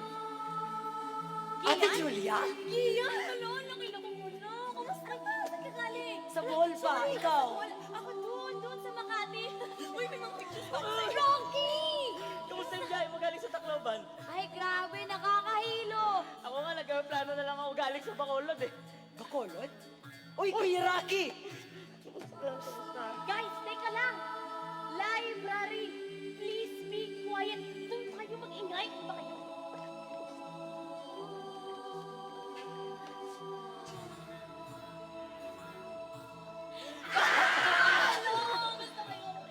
Wait, teka.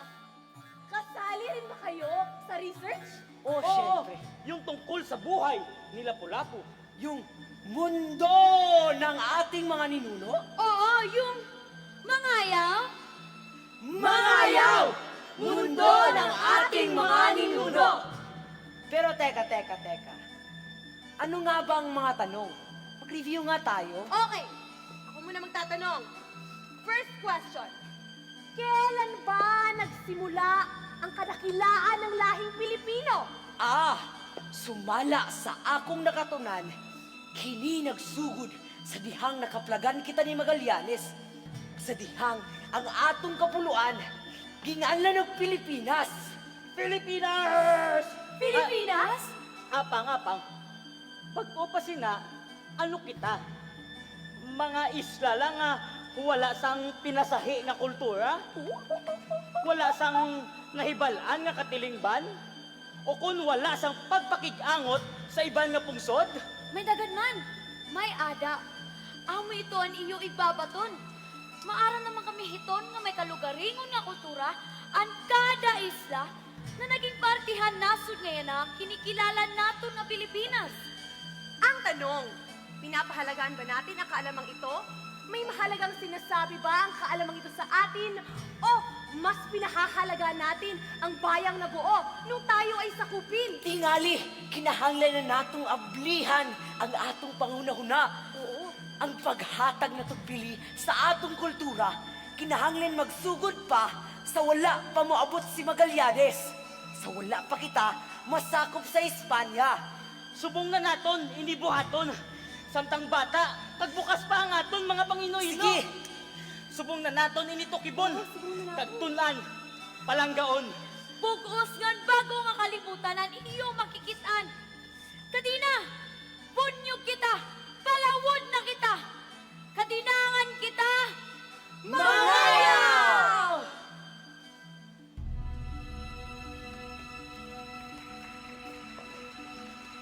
May mundong di pa kilala, mundong naghihintay, nakaraang nililihim at pilit na ikinubli.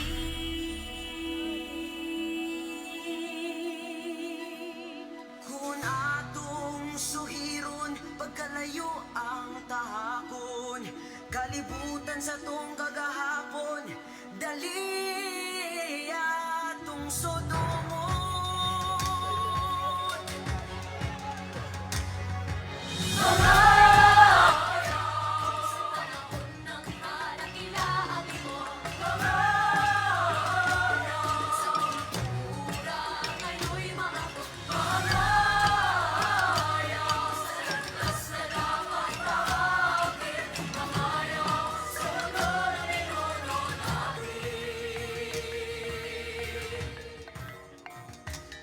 Wala magsugod ang tanan sa pag-abot ni Magallanes.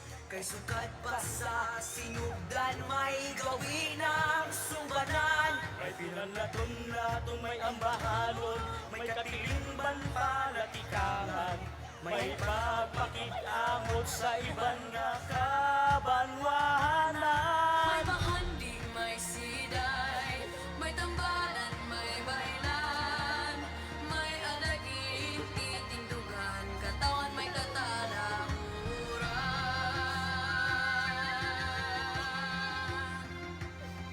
Kalikasay alaga, dagat ay binabaybay, buo ang mundo may sigla. Ang buhay,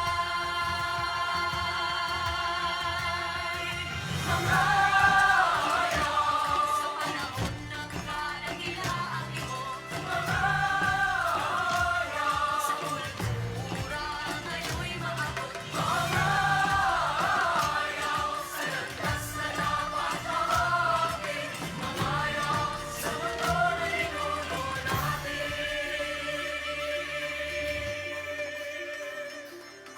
Halina't sumama, magtatiway buksan, sa palaw ng ninuno, dalihan sumagay.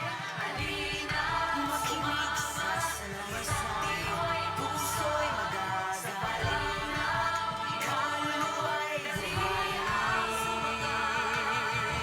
Mundo nila'y gawin atin, mananalig sa kalakilaan.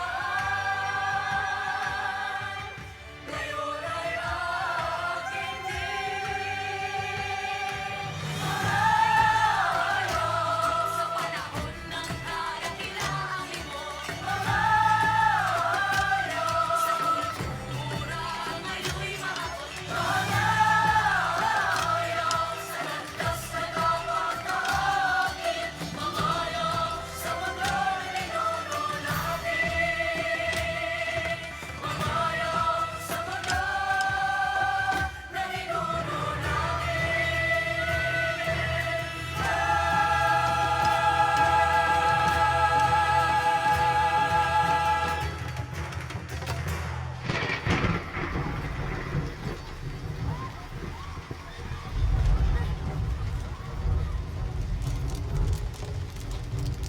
Paano ba nabuo ang mundo ng ating mga ninuno kapag minamasdan nila ang dagat, ang baybayin, ang buong kalawakan? Paano nila ayhan ginapaathag sa ilang ang mga pang-ino-ino, ang mga matahom nga mga talan-awon? ang matagpulo sa kabisayaan, may kaugalingong sugid sa pagmugna ning atong kalibutan. Dali, atong paminawon ang sugid sa usa ka lola. Ikini istorya hapot nga han kalalawdan. Surumato na mga puyangan na hadlok nga kinahanglan maipausa. Hindi basta libangan ang mga mito ng mga ninuno. Paraan ito upang harapin ang mundong walang katiyakan. Ang mga elementong wala pang kaliwanagan. Ang mito ng paglikha ng mundo.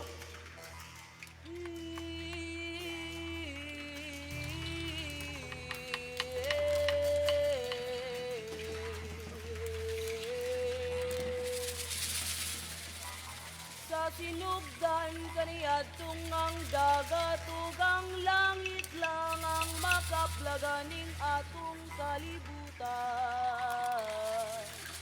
Adunay usa ka langgam nga naglupad-lupad.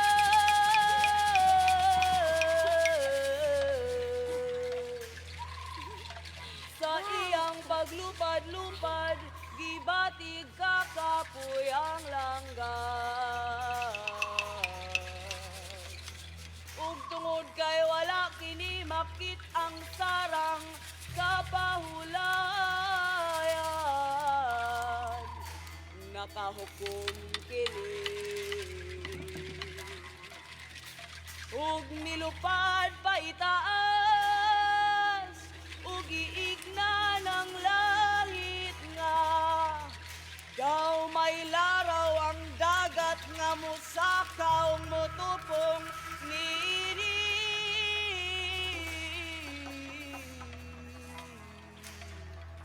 Mitubag ang langit nga kun iya ning buhaton, iya kining puhagon og mga dagkong bato ug mga kapuluan. Humanini ang langgam ni patighulog o giigna ng dagat sa gisulti sa langit. Ang dagat ni bukal sa tumangka suka. Umisugod kini sa pagsaka.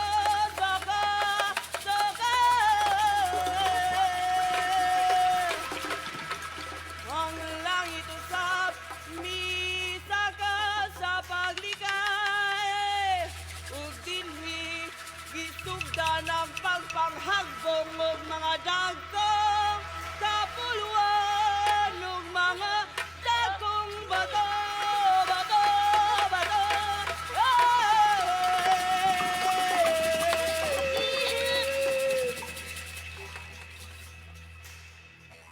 Human ni ani ang dagat ni nanay ug dili na makasaka tungod sa kapuluan ug mga pulo nga di panglabay sa langit.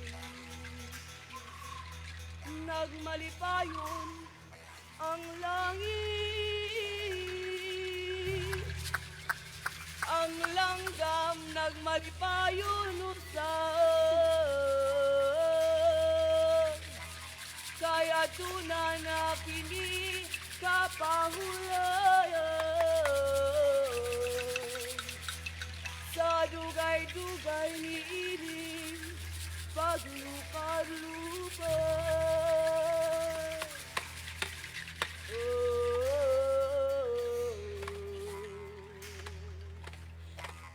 Kini mga anak ang sinugdan ning atong kapupudan.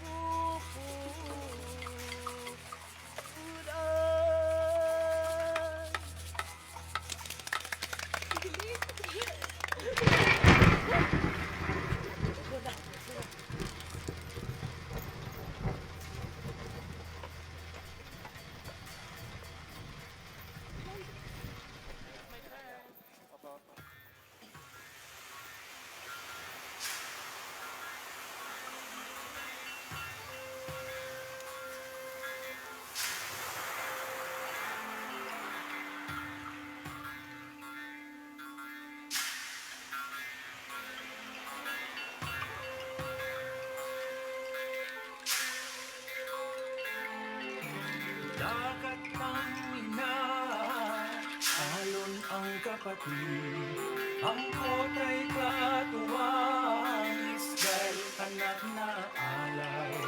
Dagat ay daan, dagat ay himlayan, dagat ay sandigan, paraan at punlaan. Sama siya sa kawanan, nga bituunan ang giha. Ang hangin ng taytayan, bulan o adlaw ang sugay.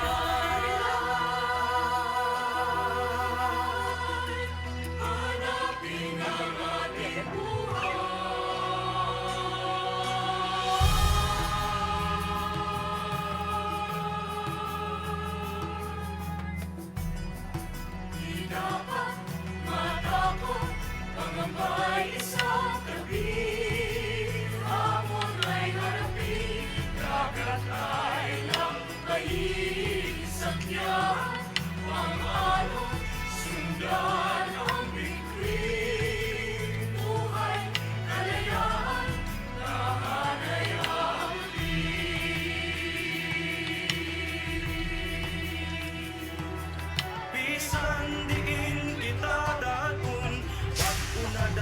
pagsusubayon, diin magnanabigar, nagulat ang karikuhan, pakigsabot patigayon sa kay-uribok.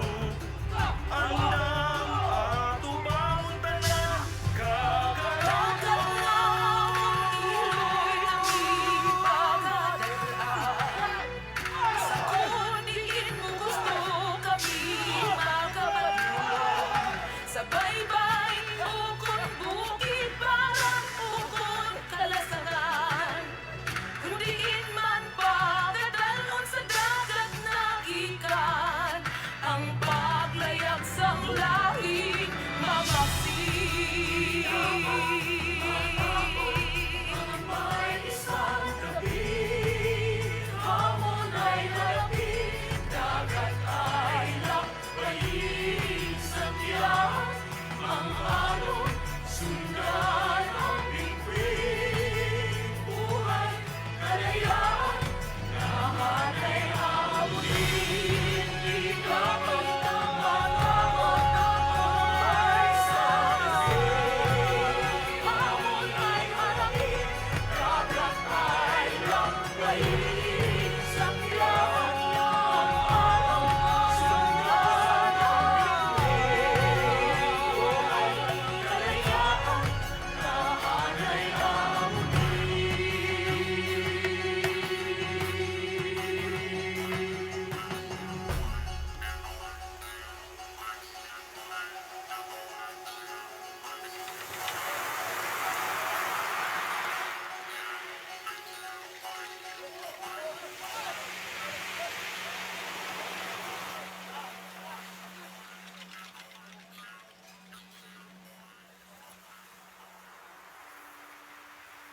Kung mga katigulangan, nagasaligid sila sa dunang manggad sang kadagatan. Ang babayog lalaki, adunay tagsa-tagsa nga buluhaton. Di parehas yan ha. May battle of the sexes na. Uy, teka. Uy, excuse me. Gender equality ba ang pinaglalaban natin ngayon? Marahil magtataka ang ating mga ninuno kapag nakita nilang malaking issue ito na pinag-uusapan natin sa kasalukuyan. Tapos may malaking debate pa tungkol sa Soji Bill? Ano ba ang Soji Bill? Soji Bill, sexual orientation. And gender, identity, and expression. Pero di ba te, sa panahon sa atong mga ninuno, susama ang kamahinungdanon sa babae ug lalaki didto sa katilingban nga ilang gipuy-an. Mababae man o malalaki, aduna kinitag sa tagsa nga buluhaton og tulabagon ni atong unang panahon. Dayon, ang pangabuhi sa mga tao sadto nakaugat sa pag-ulikid kag paghigugma para sa isig katawo kag pag-alagad sa banwa. Sanglit, iragin papaurog, ang kaupayan, parahan nga tanan. Gindidiri ang paghakot, han pipirala, paralahan ira kalugaringon. Hulos ang pagduyog nila, parahan nanginginahanglan. Ito yata ang kailangan nating balik-balikan. Ang tatak sa ating kamalayan ng pakikipagkapwa na tumatagos sa bawat relasyon. Maging sa tahanan, sa lipunan, sa ekonomiya, at maging sa ugnayan natin sa ating likas na yaman. Babayi man o kung lalaki, nangin kabahin sang diwa, kag pagpangabuhi sang pangayaw nga nagasalig sa pagkamaisog, sa pagkamahusay, kag sang ikasarang. Hapangayaw, nga tanan hini nga mga kinaiya, mainungdanon ha kinabuhi, han mga para panagat, ha pagpapahamtang, hanirang mga ginsakupan, ngan pag-ugop handungog, ngan paglugaring, han mga uropod ngan katilingban. Siyempre, malaki ang papel na ginagampanan ng mga kababaihan. Paalala nga ng ilang mga ninunong kababaihan sa kanilang matagumpay na mandirigma. Higit kaming mas matapang dahil kung wala kami, ay wala kayo! Meron bang ninunong lalaki na hindi iniluwal, Pinalaki, pinagtanggol, tinuruan at hinubog ng ating mga matatapang na mga babae? Wala. Tama. Pero mas mabuti sigurong maihanay natin ang iba't ibang uri ng lipunan at ang kanilang kaakibat na tungkulin. Tara, mag-research tayo. Sige, tara. Okay, kayo! Let's go!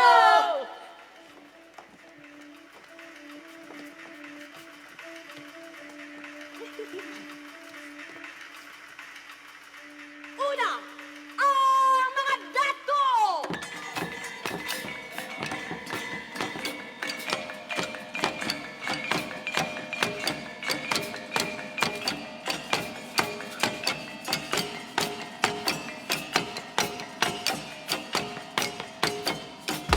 Base sa aking pagsusuri, ang mga dato ay pinakamakapangyarihang tao sa barangay. Inaani nila ang ganap na katapatan na kanilang kabangka o nasasakupan. Bawat isang dato ay malaya sa isa't isa, nagagalangan, ngunit magkakaisa sa pamamagitan ng sanduguan upang tulungan ang isa't isa sa oras ng anihan o ipagtanggol ang isa't isa sa oras ng maan. Siya ang gabay ng komunidad sa aspek pangkabuhayan at may tungkuling tubusin ang mamamayan mula sa pagkakaalipin at pagkakasala sa ilang barangay. Kaduha, ang mga bagani.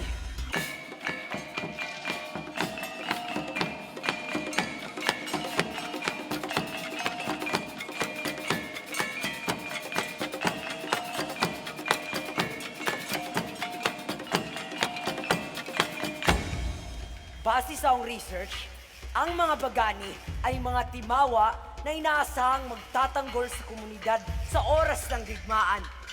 Titulo ito na makakamtan lamang kung nagpakita ng tapang at nakapagpanalo ng laban. Panghabang buhay din lang inaani ang lubos na respeto ng kababayan. Ang mga babaylan!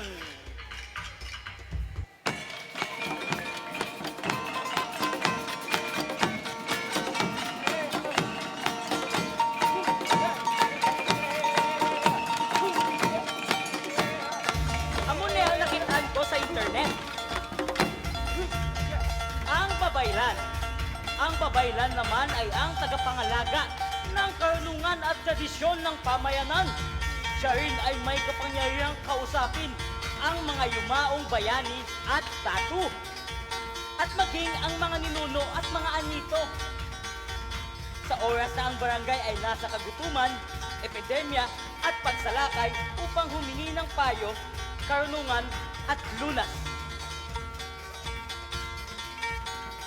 At ikapat, ang mga panday.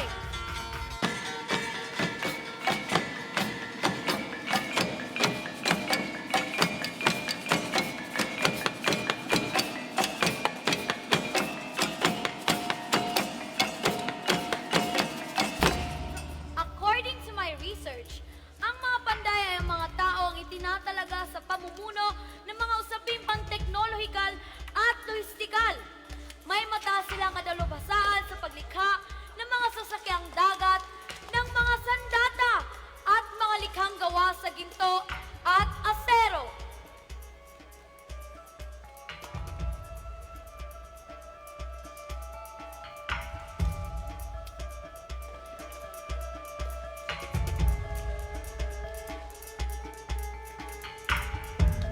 Muli, tunghayan natin ang kadatuan. Ang mga bagani. Ang mga babaylan. At ang mga panday. Dali lang. Di naman niya gali masulod ang mga timawa, maginoo, kag ang mga alipin. Oo nga, nasan sila dyan?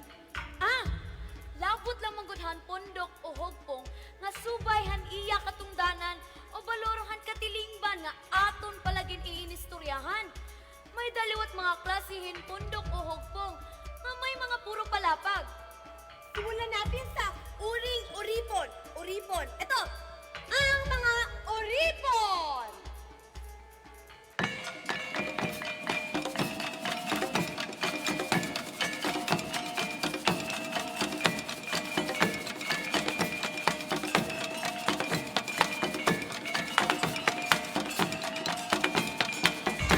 Pero bago sa lahat, iba ang ideya natin sa alipin kumpara sa mga alipin ng Europa. Kadalasan, nagiging alipin ka kung ang iyong pamilya ay may utang sa kapwa mo kababayan o di kaya inalipin ka sa pamamagitan ng pag-abili sa'yo o ang iyong barangay ay sinakop o natalo sa digmaan. Pinagsisilbihan nila ang pinagkautangan hanggang sa mababayad ang utang sa kanya. Maaari itong mamana. Ganun pa man, may galangan pa rin. Maaaring umuwi sa kanyang pamilya ang alipin na tinatawag ng aliping mamamahay. May alipin din namang laging kasakasama ng kanyang amo at tinatawag na taga-sagsigilid.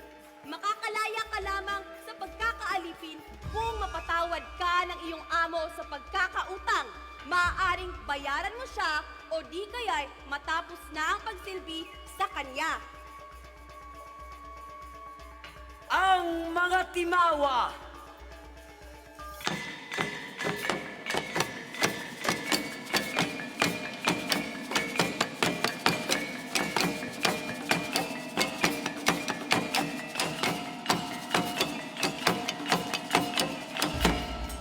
Ang mga timawa ay katumbas ng salitang malaya. Ito ang tawag sa ordinaryong mamamayan ng barangay. Sila ang umaagapay sa datu sa oras ng taniman, anihan at digmaan. Nagsisilbi rin sila bilang tagasagwan at negosyante. Nagiging bayari rin sila sa oras ng digmaan. Ang mga Maginoo.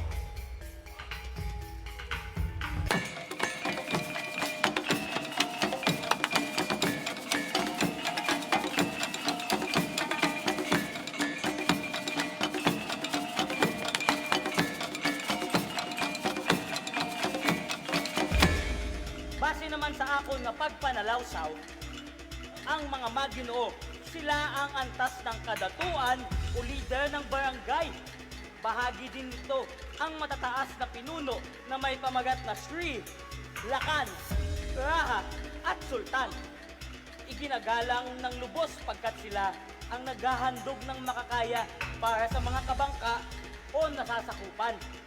Sila din ang nangunguna sa pagtatanim at pag-aani, maging sa pakikidigma. Katumbas ng kanilang pangalan ang pagiging matapang.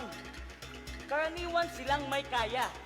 Kung kaya naman, ang pagiging Maginoo ang baitang na hangad ng lahat ng mamamayan na makamit sa sinaunang panahon. Asya inian hukpong nga nagaasoy hapanaw ng huna nga pagpapahamtang hankadaan na katilingban. Usa katiguban nga may kabubusan nga may pulos. Katilingban nga nagahatag hakada tagsahan ni gayon nga pahalaparon ngan pahalawigon an iya kapas ngan hibaro.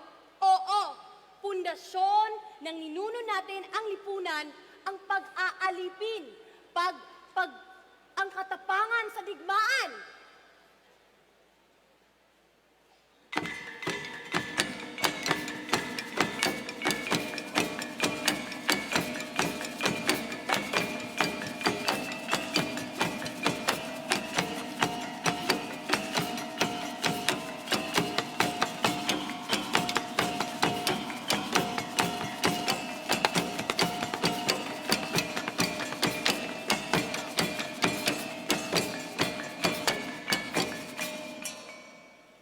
Ito ang mga lipunan na handang makipag-ugnayan sa karatig bayan. Mga lipunang handang makipagkalakalan sa Kalakhang Asya.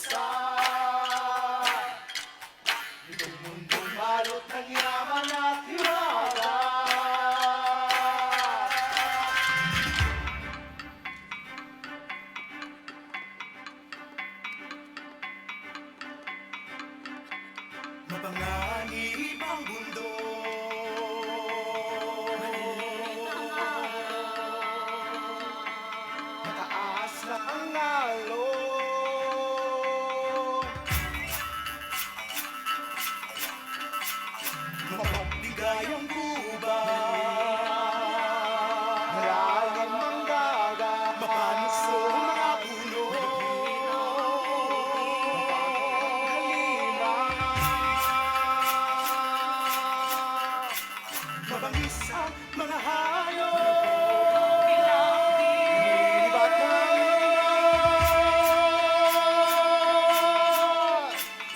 mga hila ang mundo, mga bigayang kalap, malayo mga maraw, mapalisang mga hayop, malalim ang kuweba, makakaw ang ibon, maulap ang langit. Ngunit yaman at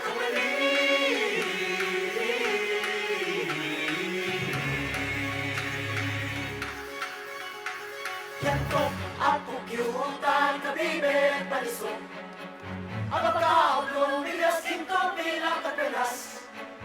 Gamot na nangihip, mabango, nakakalasing. Yamay di pinagkaila ng mga kaibigang diwata. Sipag at syaga, dasal at ritual. Kunin lang ang kailangan, huwag maging gamhanan. Umupo sa baybayin, pinaghirapan itong dalhin. Pagkakalan ay sigurad, lahat ay parang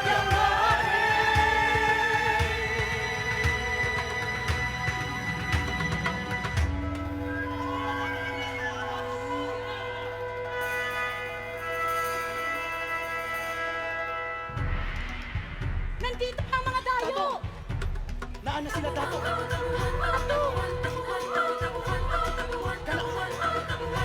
Andam na ta? Andam na ta? Oh! Dire, dire, dire! Dire, dire! Teka, ang ganda nun, no? Ano?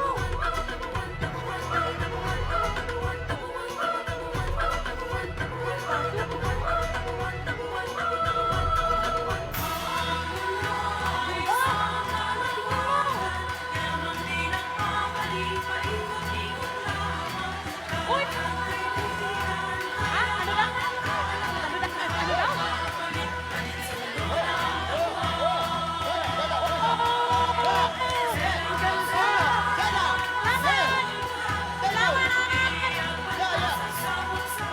Dito, dito, dito! Dato, ang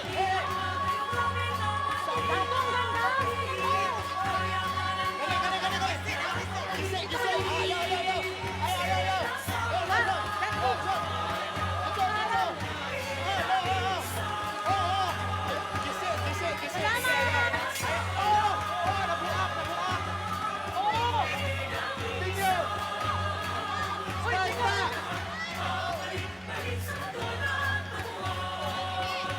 Hindi tayo nagkakintihan!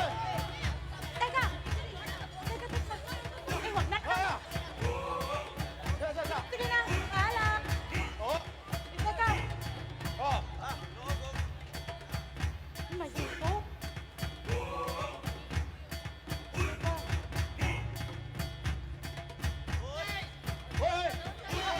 Ano daw? Tarunga, tarunga, tarunga! Tarunga! Teka, baka magkita ka doon? Ni Enchika, Maro, Enchika ka, ha? Ay, Si Dato! Elsa! Oy! Oy! Oy! Ako ka sa bote mo! Hawa! Hawa mo!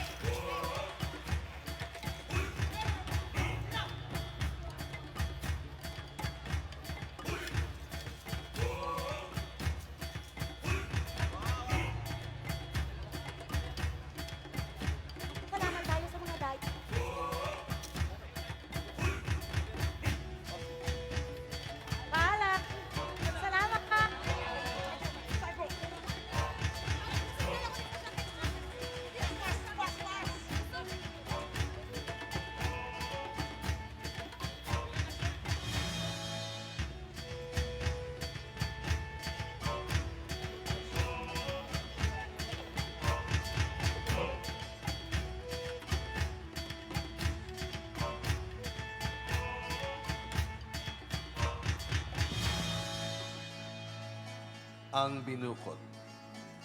Ang binukod ay ang itinatangi, ibinukod at ikinubling babae mula pagkabata hanggang maging ganap na babae doon sa liyamin o silid upang hindi maarawan. Ang kanyang kaputian ang nagpapatingkad sa kanyang kagandahan. Anapat sila ang malimit na nililigawan o napapangasawa ng dati.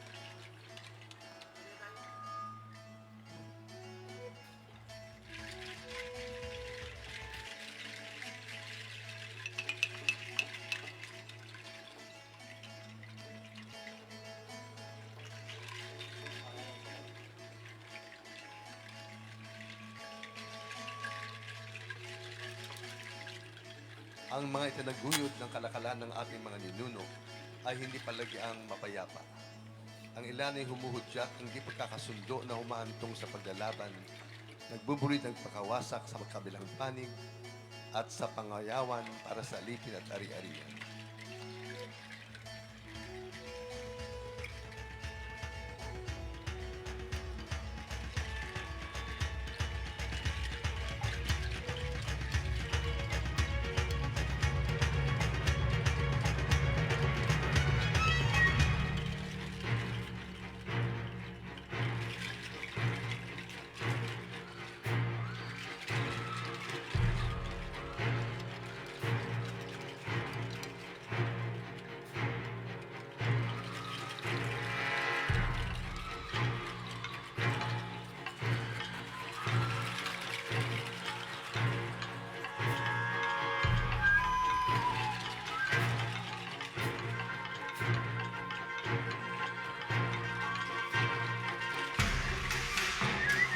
Pagpapangayaw ay isang mabisang akbang ng pagdayo sa ibang pulo upang tugunin ang suliranin ng kakapusan o kawalan ng batayang pangangailangang dulot ng krisis.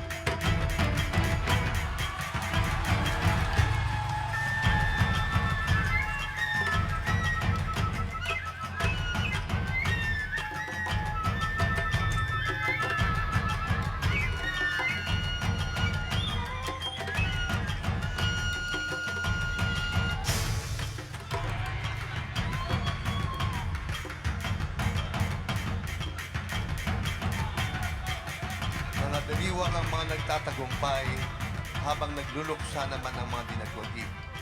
May nagsisitanghal ng ritual, isa man sa kabilang panig.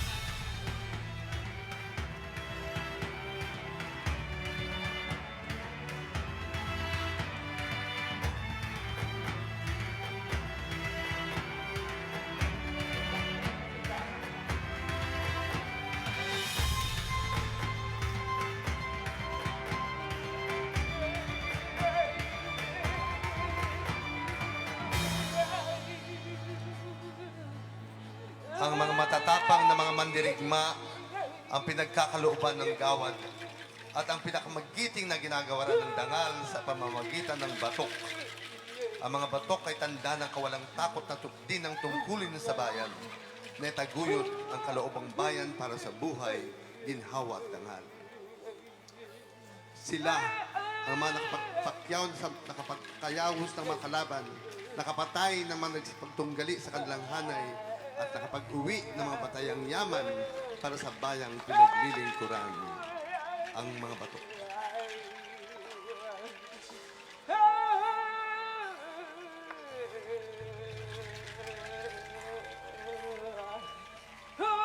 Mabuhay ang magaling si Bantugan! Mabuhay!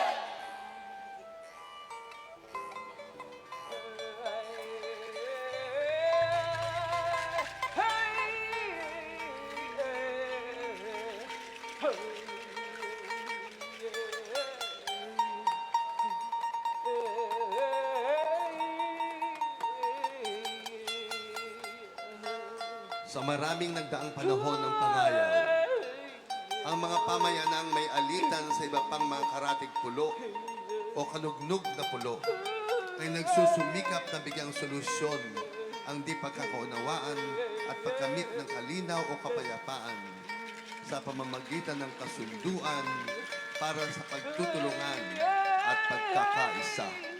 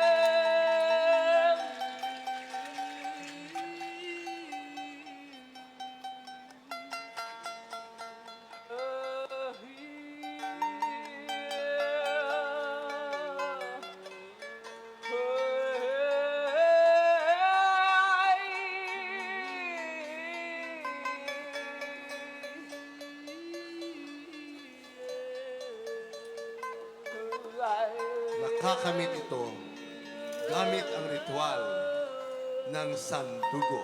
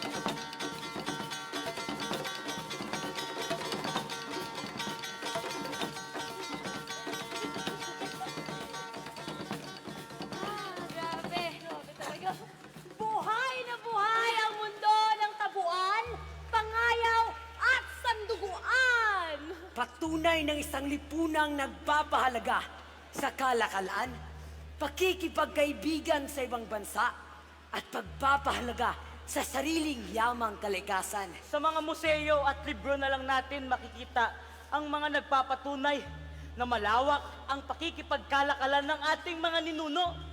Sa dami ng mga gamit, marahil dinadaanan nyo na lang ito sa mga museum. Pero eto ang 10 mahalagang patunay na ang mundo ng ating mga ninuno ay mundo ng kagandahan, galing, at kahusayan. Masdan, aming mga kababayan, ang yaman ng mundo ng ating mga ninuno sa pamamagitan ng mga ebidensyang ito. Ito ang mga bagay na dapat nating matuklasan mula sa matandang panahon. Dali, ating tuklasin. Sige.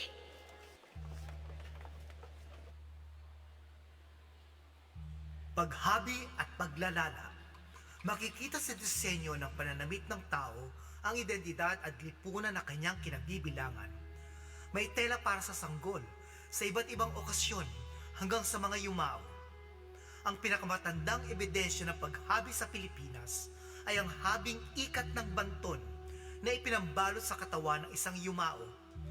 Makikita sa mga habi ng ating mga ninuno kung paano inayos ng mga linya, hugis at kulay ng mga sinulid, gabay-gabay ang mga panaginip at ng inspirasyon mula sa kalikasan. Nariyan din ang paglalala bilang isang anyo ng pagsasaayos sa mga linya, hugis at kulay. Sa banig noon, isinasagawa pagtanggap ng bisita, pagsasagawa ng piging at salo-salo. Sa banig din nakaupo ang mga datu at raha sa loob ng kanilang dula o palasyo. Sa banig ding nararatay ang nalalantang buhay, nasasaksihan ng paglipas ng buhay at ng muling pagsilang ang isang panibagong buhay. Sa pagpapahalaga sa pamanang likhang sining ng paghahabi at paglalala, may mapaghuhugutan tayo ng inspirasyon ng kaayusan at kagandahan. Pagsulat. Batid ba ng marami kung ano ang Laguna Copper Plate Inscription or LCI? Ito ang pinakamatandang dokumentong historical na matatagpuan sa Pilipinas. May petsa ang dokumentong ito, bagaman gamit ang kalendaryo ng India na tinatawag na Saka. Kapag isinalin sa kalendaryo ngayon, ang petsa ay Lunes, ika-21 ng Abril taong 900. Nakasulat ito sa Kawi o matandang panulat ng Java, Indonesia. Tungkol ito sa pagpapatawad ng isang pamilya mula sa Diwata o Butuan ngayon sa utang ng isang pamilya mula sa Luzon. Sinaksihan ng pagpapatawad na ito ng mga pinuno ng Tondo at ng Korte ng Medang sa Java. Nakakagulat ang dokumentong ito dahil magkakaugnay na pala noon pa man ng Mindanao, Luzon, Indonesia at India. Ang katunayan pa niyan, nang dumating ang mga Espanyol, inabutan nila na may sariling panulat na ang ating mga ninuno. Nariyan ang surat ng Bisaya, kulitan ng mga Kapampangan, basahan ng Bicol at baybayin ng Tagalog. Galing din ng India ang mga panulat na ito, partikular mula sa alpabetong Brahmi. Panitikan. Salat na salat man tayo sa pamanang dokumentong historikal bukod sa Laguna Copper Plate Inscription, napakayaman naman ng ating tradisyong pasalita. Nariyan halimbawa ang epiko ng hudhod ng mga Ifugao at Ibalong ng Bicol sa Luzon. Sugidano ng Panay Bukidnon sa Visayas at darangin ng mga Maranao, agyo ng mga Manobo, Ilianon at Bukidnon at sandayo ng mga Subanen sa Mindanao. Nakarating hanggang sa panahon natin ang mga epikong nasabi dahil sa salinlahi ng pagkakabisa ng mga ito ng manunula, mga awit, tulad ng mga binukot ng Panay.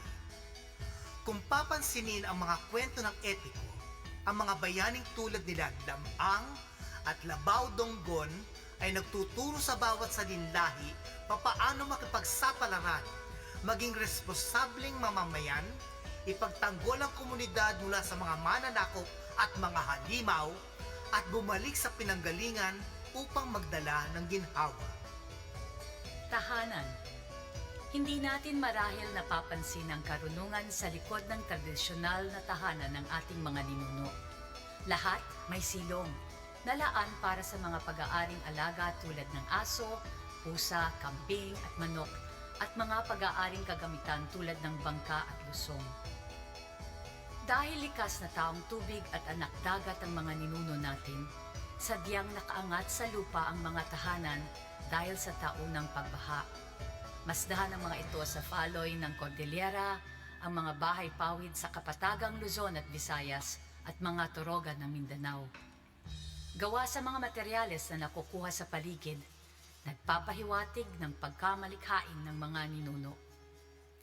Kaiba naman ang kaso ng mga bahay ng Ivatan sa Batanes, pagkat kailangang itapak sa lupa ang mga dingding at gumamit ng mga bato upang maging matatag sa pagbayo ng mga bagyo. Payak ang disenyo ng mga tahanan sa Luzon at Visayas, kumpara sa mga taga Mindanao. Iniukit sa mga nakausling kahoy ng mga toroga ng sining ng mga Maranao. Makikita rin ang mga disenyong ito sa mga ukit sa bangka at iba pang bagay na kahoy sa Mindanao. Sa bukana ng mga bahay, kadalasan makikita ang mga disenyong bakunawa, naga o ahas na pantaboy sa masasamang elemento o espiritu sa kapiligiran. Ang mga nakadisenyong mga ukit sa kisame, dingding, ay tanda ng pagpapahalaga sa bahay bilang puok ng katahimikan at kapayapaan. Ang ating katutubong arkitektura ay produkto ng ilang libong taong pagunawa ng ating mga ninuno sa klima ng kanilang bayang sinilangan. Himig, di na dapat pagtakhan kung bakit tayo likas na maibigin sa musika. Patunay ang pamanang musika ng ating mga ninuno sa yaman ng nalalaman natin sa pagkatha at paglapat ng himig gamit ang kalikasan bilang inspirasyon. May mga yari sa kawayan tulad ng bungkaka at kubing na ang tunog ay parang bubuyog o ibon. Mga yari sa kahoy na animoy gitarang bangka tulad ng kudyapi at hegalong. At mga gawa sa tanso tulad ng gong, agong, gimbal, tambol, kudyapi at kulintang na makikita rin sa mga kapitbahay na Malaysia at Indonesia at China. Musika ang nagtawid sa imahinasyon at sa loobin ng ating mga ninuno mula pagsilang at pagpanaw, mula sa uyayin ng ina, sa mga ritual ng pagbibinata at pagdadalaga at paglikat, paggawa sa komunidad, sa pagkatha ng sariling awit para sa napupusuan, sa pagdiriwang ng pag-iisang dibdib at tagumpay sa digmaan, hanggang sa paggunita sa mabubuting gawa ng mga pumanaw. Ginto, batok at putong. Tulad ng palay, mayaman ang bokabularyo ng mga ninuno natin sa ginto. Pansinin ang pamilyar na mga salitang ito ng kagandahan. Wagas, dalisay at uliran ng tawag sa matataas na uri ng ginto. Balitok para sa minang ginto. Batbat o lantay sa hinampas na ginto. Binatak sa gintong binanat. At marilag na isang uri rin ng ginto. Partikular ang mga ninuno natin sa makikinang na bagay, lalo na sa mga tagusan ng katawan tulad ng mukha, tenga, mga daliri sa kamay at paa. Upang di mapasok ng masasamang elemento, sinusuotan nila ang mga ito ng ginto. Tagtad din ng mga gintong kwintas, hikaw ang pulseras ng mga ninuno natin, lalo na ang mga maginoo.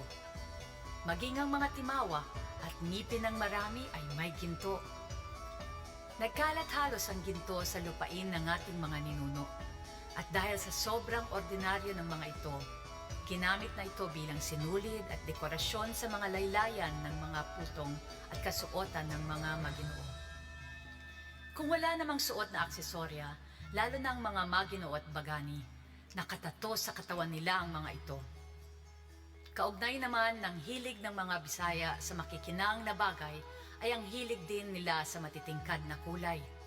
Sa putong makikita ang antas ng tao sa lipunan. Mas matingkad na pula, mas mataas ang kalalagyan sa lipunan. Patunay na magkaugnay ang disenyo ng mga aksesorya at pagtatato at ang mataas na pagpapahalaga ng ating mga ninuno sa katawan ng tao bilang likas na canvas at larang na ekspresyong pansining. Pagpapanday, nasa gitna ng mga impluensya ang mundo ng ating mga ninuno. Nariyan ang mga Tsino na nagluluwas ng mga kagamitang bakal sa ating mga ninuno tulad ng gong. Sa mga Malay naman, buhat ang paglikha ng mga lantaka. Kaya di kaila nakapamilya ng mga Malay ang tradisyon ng pagpapanday ng ating mga ninuno. Mapupuna ito sa mga kasangkapang pandigma tulad ng kris, kampilan, balaraw, sundang, talibong, pinuti, tinigre, bangkaw, sibat at pana, sumpit at sumbilinga. Laging handang magtanggol ng teritoryo ang ating mga ninuno, kaya't ganoon na lamang kalaganap ang mga sandata tulad ng patalim, patulis at lantaka. Bangka. Anak dagat ang ating mga ninuno. Sa loob ng ilang libong taon, pinaunlad nila ang paggamit ng layag at katig batay sa karanasan at pagkabisa sa ihip ng hangin, sa agos at sa posisyon ng mga bituin.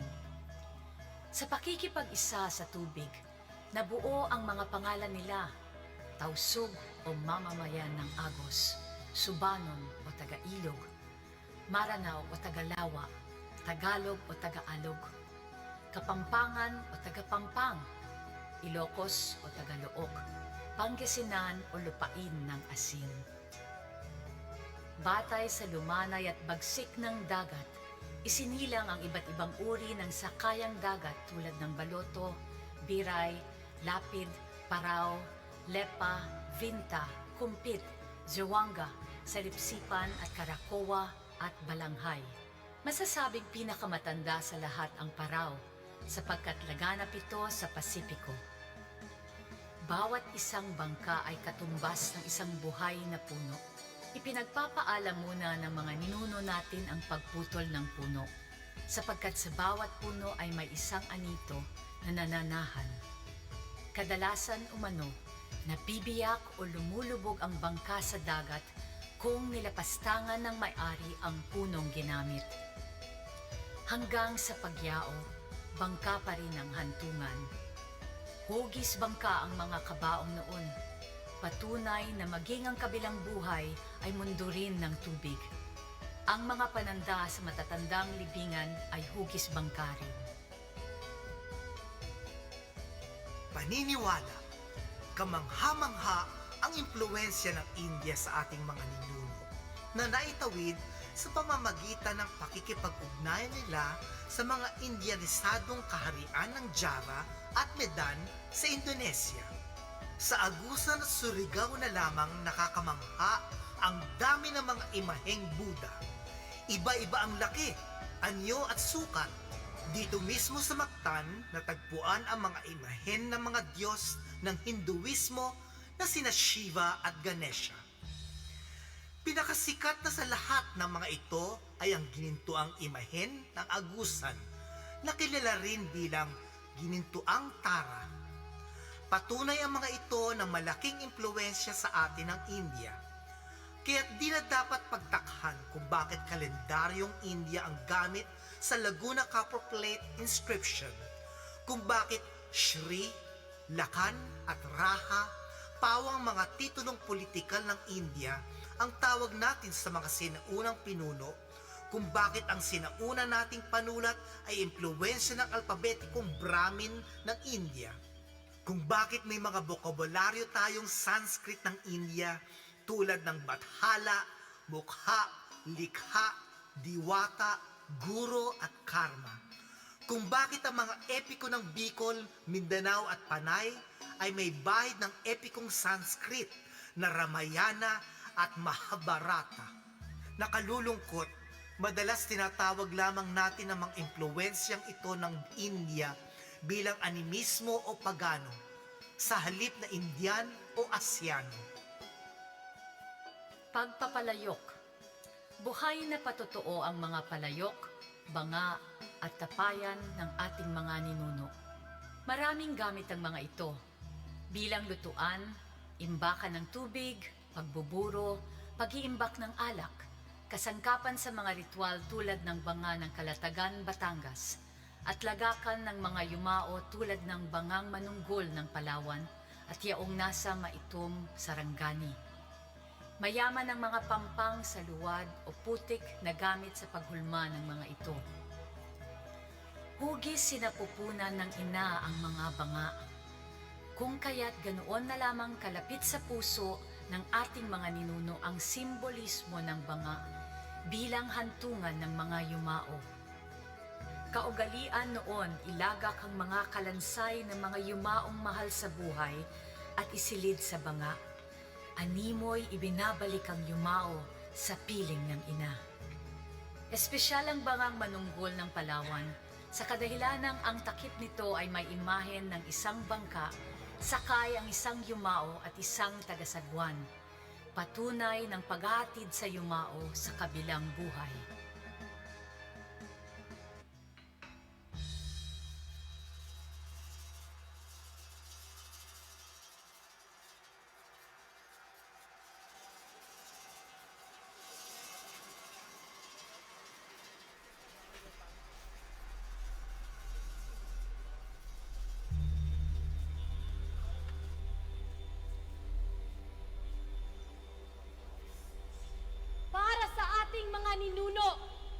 Hindi hiwalay.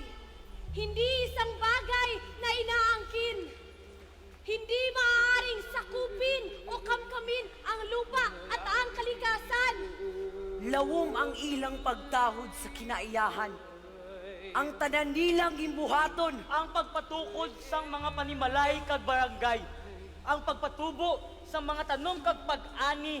Sang manggad sang kabukidan kag kalasangan. May balorhan mga ritual.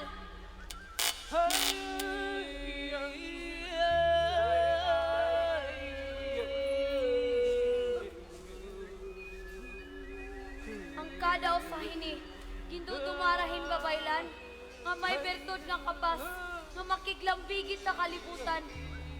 Han mga anito ng diwata.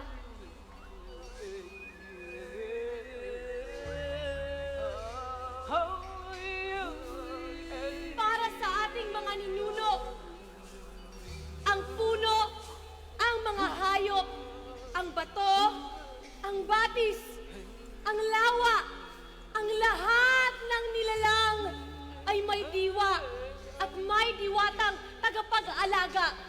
Ang lahat ay pinag-ugnay sa may likha. Ang tanan nag-usa. Patas, walay nahilabaw. Tungod ni ini, ang mga ritual nahimong usak ka mahinungdanong pamaagi aron mapatunhay ang relasyon sa mga tao ngadto sa kalibutan sa mga diwata. Hindi lahat ng ritual ay nagtukoy sa pagbubunyi o upang lumutas ng sakit o bigati o anumang karamdaman ng tao o lipi. May ritual ding tumatawag sa mga ninunong malaon ng yumao upang aluhin ang malapit ng lumisan sa mundong ito at akayin ito sa susunod na buhay.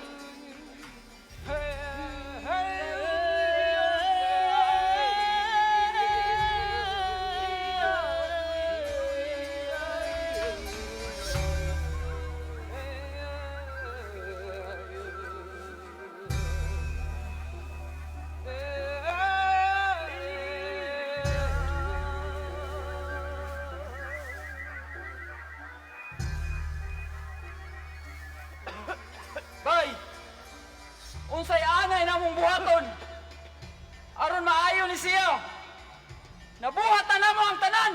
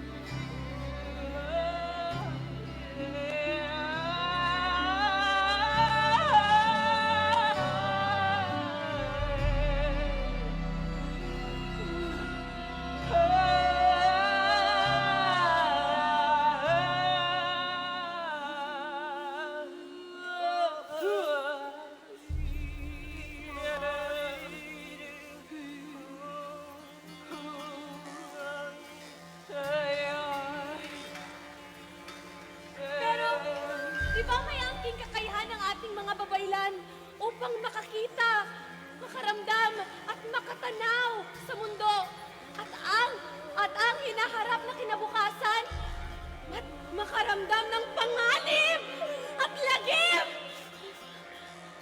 Hindi lamang pagpukaw sa mundo ng mga anito, kundi pati na rin ang mundo sa mga lumisan na. Paano ay ginatubang sang aton mga katigulangan ang pagsakop sa mga katsila? Mabudlay batunon nga ang mga isla nga may mahilway nga katilingban kag pinasahi nga kultura, kilayon na lang mapaidalong sa mga dumulong. Naka-experience siya na hirahin maupay, nga pagdarangan mahimpiyang nga relasyon, hakadatag sa nga nasod, ngan pati hayratag sa tagsa nga kahadian. May kahuman mga dato, hapagdara, handira mo lupyo. May mga alyansang pinagbubunyi ng mga pinuno. Hindi watak-watak ang kaharian. Maong lisod sabton nga ang usa ka katilingban nakakabot og ingon ni adto kataas nga ang sa pangunahuna. Gawi ug pakig-ingon-ingon. Ulang ni adto kasayon nga sila mabukan. Naitala ang isang pagluluksan ng isang babaylan na nagngangalang Kariapa! Kariapa! Ang kanyang taguan ay isang pagpapaalam sa mundo. Ang isang tagulaylay sa ating tinatawag na daigdig. Daigdig!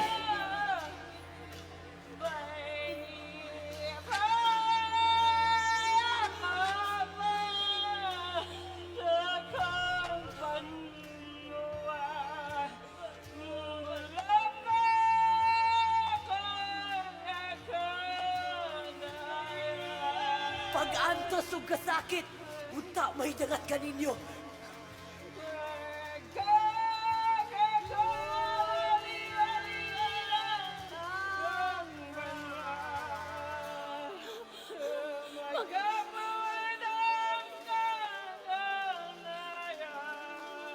Magbabago ang lahat! Mag-iiba! Maghihirap! Natanan tindog! Natanan higugma! Ang tanan magbabago! Magbawalag na kining lungsod. Magbago kining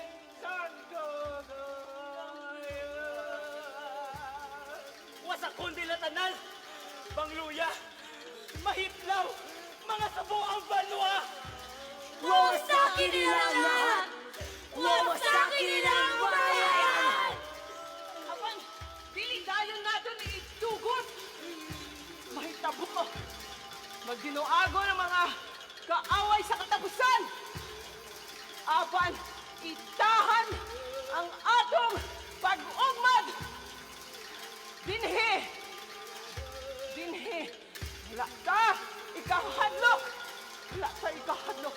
Itahan ang inyong kahadlok sa atong pag-ugmad. Lay pag-ug sa atong katarungan. Karon, nadungog ninyo ang akong saluma! Karon, dunggon ninyo ang akong mga muyo! Kamong mga dato, dini sa Pangay! Dini sa Kabisayan! Dato! Kauba lang inyong mga... Kauba lang inyong kasipihan! Mga timahan! Ulipan! Maginoo! Mga panday! O ang atong mga bagdani! Sirisang! Tibuok! Kapudpudan! Nagsinabot ang kaaway! Dala ang mga papas! Papas! O mga bago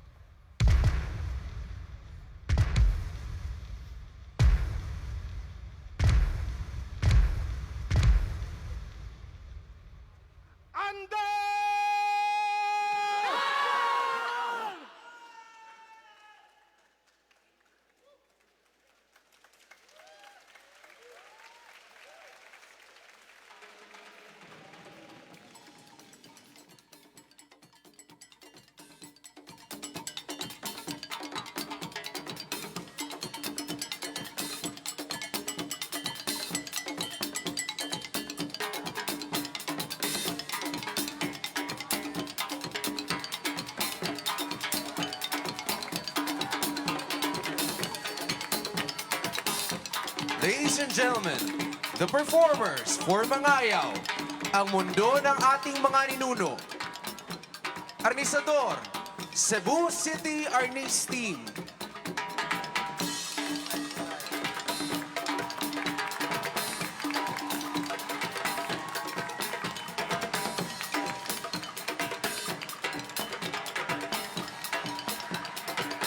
Tisa and Mandaue Arnis Team.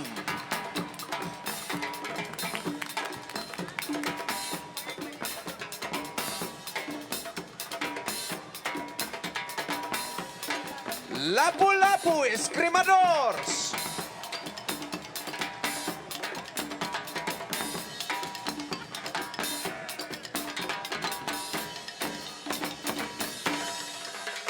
Kansukbo Dance Fusion.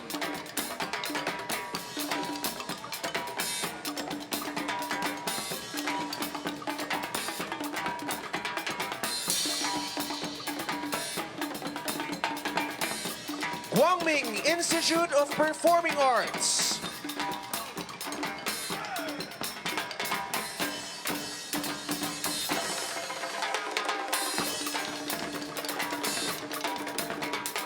Knapsack Dancers.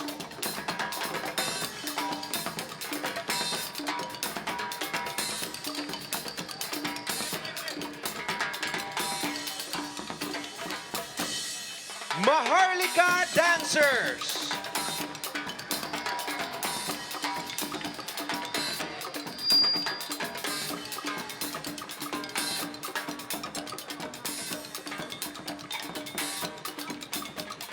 Lapu-Lapu Set Movers.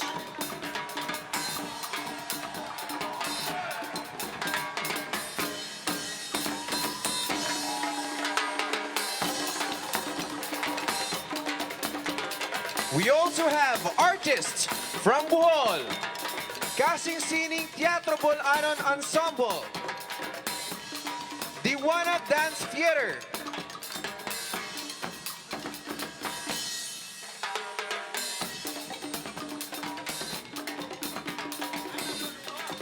we also have artists from Bacolod and Capiz, the Guaysig Mahanon, Cagayon Dance Troupe, Canlaon Theater Guild.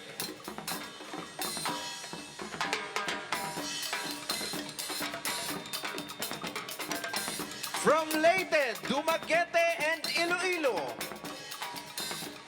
we have the LNU Sirang Theater Ensemble, Youth Advocates Through Theater Arts, University of San Agustin Little Theater.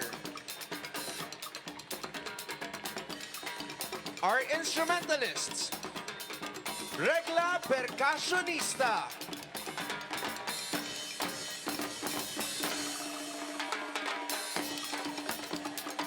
we also have the National Commission for Muslim Filipinos, Sarunay and Kulintangan Ensemble.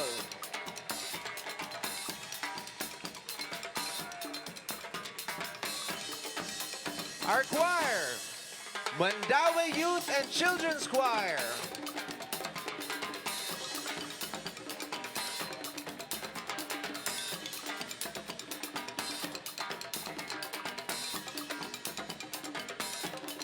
From Bohol, we have the Loboc Children's Choir.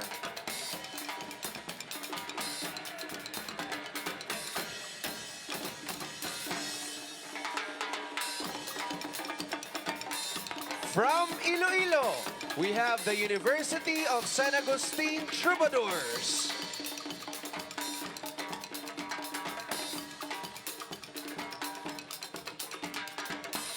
From Palo, Leyte, we have the Rara Rousers.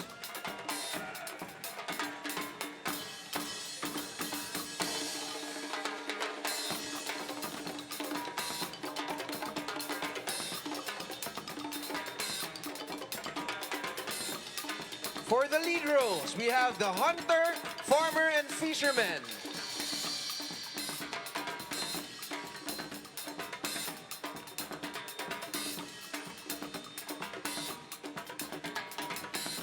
The leads for Dagat ang Inahan,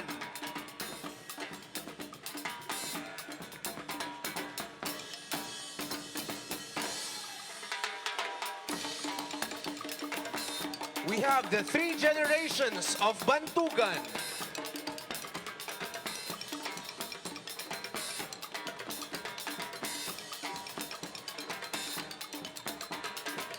We also have a cultural community leader, Mr. Briggs Lakaran.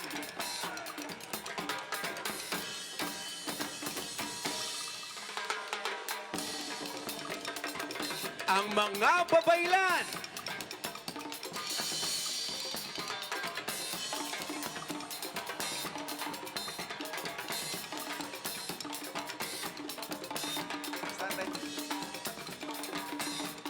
Our 4 students.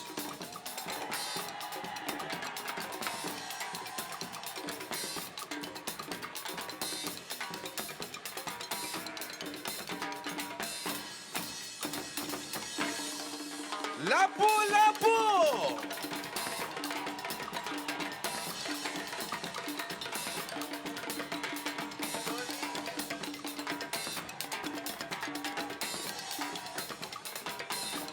The cast of Mangayaw, ang mundo ng ating mga ninuno.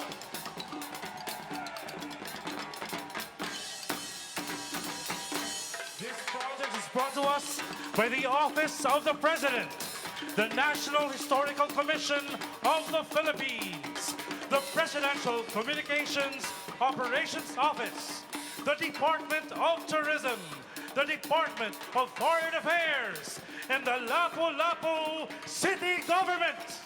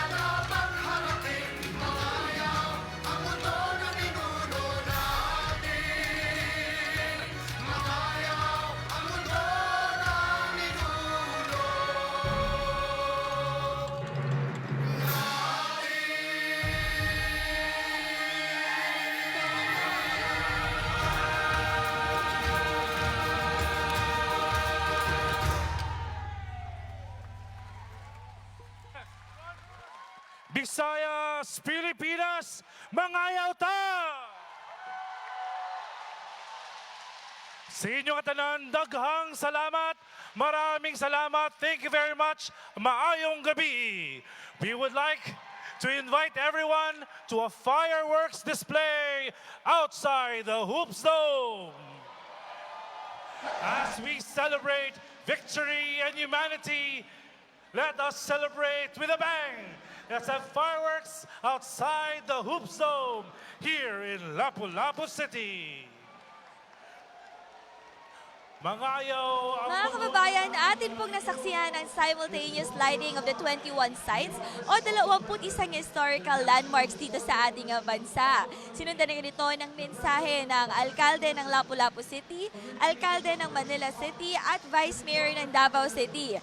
Nagbigay rin ng kanyang mensahe si DOT Secretary Bernadette Romulo Puyat kung saan kanyang nabanggit na talaga namang maging ang Pangulo ay nais mabigyan ng wastong pagkilala si Lapu-Lapu bilang bayani ng ating bansa dahil hindi umano biro ang kanyang ipinamalas na kabayanihan at sakripisyo para ipaglaban ang ating bansa. Ayan mga kababayan, pagkatapos ay napanood rin natin ang Mangayaw o ang World of Our Ancestors Cultural Show kung saan lubusan nating nakilala pa ang ating mga ninuno at mas nalaman pa natin ang kwento ng ating kasaysayan. Nakita rin natin kung gaano kahalaga na malaman o magkaroon ng kaalaman tungkol sa kasaysayan dahil ang mga kaganapan sa kasaysayan ay hanggang ngayon nabubuhay pa rin sa bawat isa sa atin bilang tayong lahat ay mga Pilipino. Mga kababayan, ang ating commemoration ngayong gabi ay simula pa lamang po ng isang mahabang selebrasyon na dapat nating i-look forward. Ayan mga kababayan, naway ang ating commemoration ngayong araw ay magsilbing pintuan upang mabuksan ang mga natutulog na diwa na pagiging Pilipino natin sa bawat isa. Naway marami kayong natutunan sa ating pagbabalik tanaw ngayong hapon. Muli naisin po namin magpasalamat sa iba't ibang government agencies who made this celebration possible. It is a collaborative effort of the different government agencies. Dahil ika nga ng ating Pangulo, nais niya bigyan ng wastong pagkilala si Lapu-Lapu bilang isa sa mga matatapang at magigiting na bayani ng ating bansa. Naway samahan niyo po kami sa mahaba pang biyahe na ating tatahakin upang bigyang pagkilala ang iba't ibang bayani ng Pilipinas. Muli, ako po si Micaela Guerra na Radio Television Malacanang. Mabuhay Pilipinas!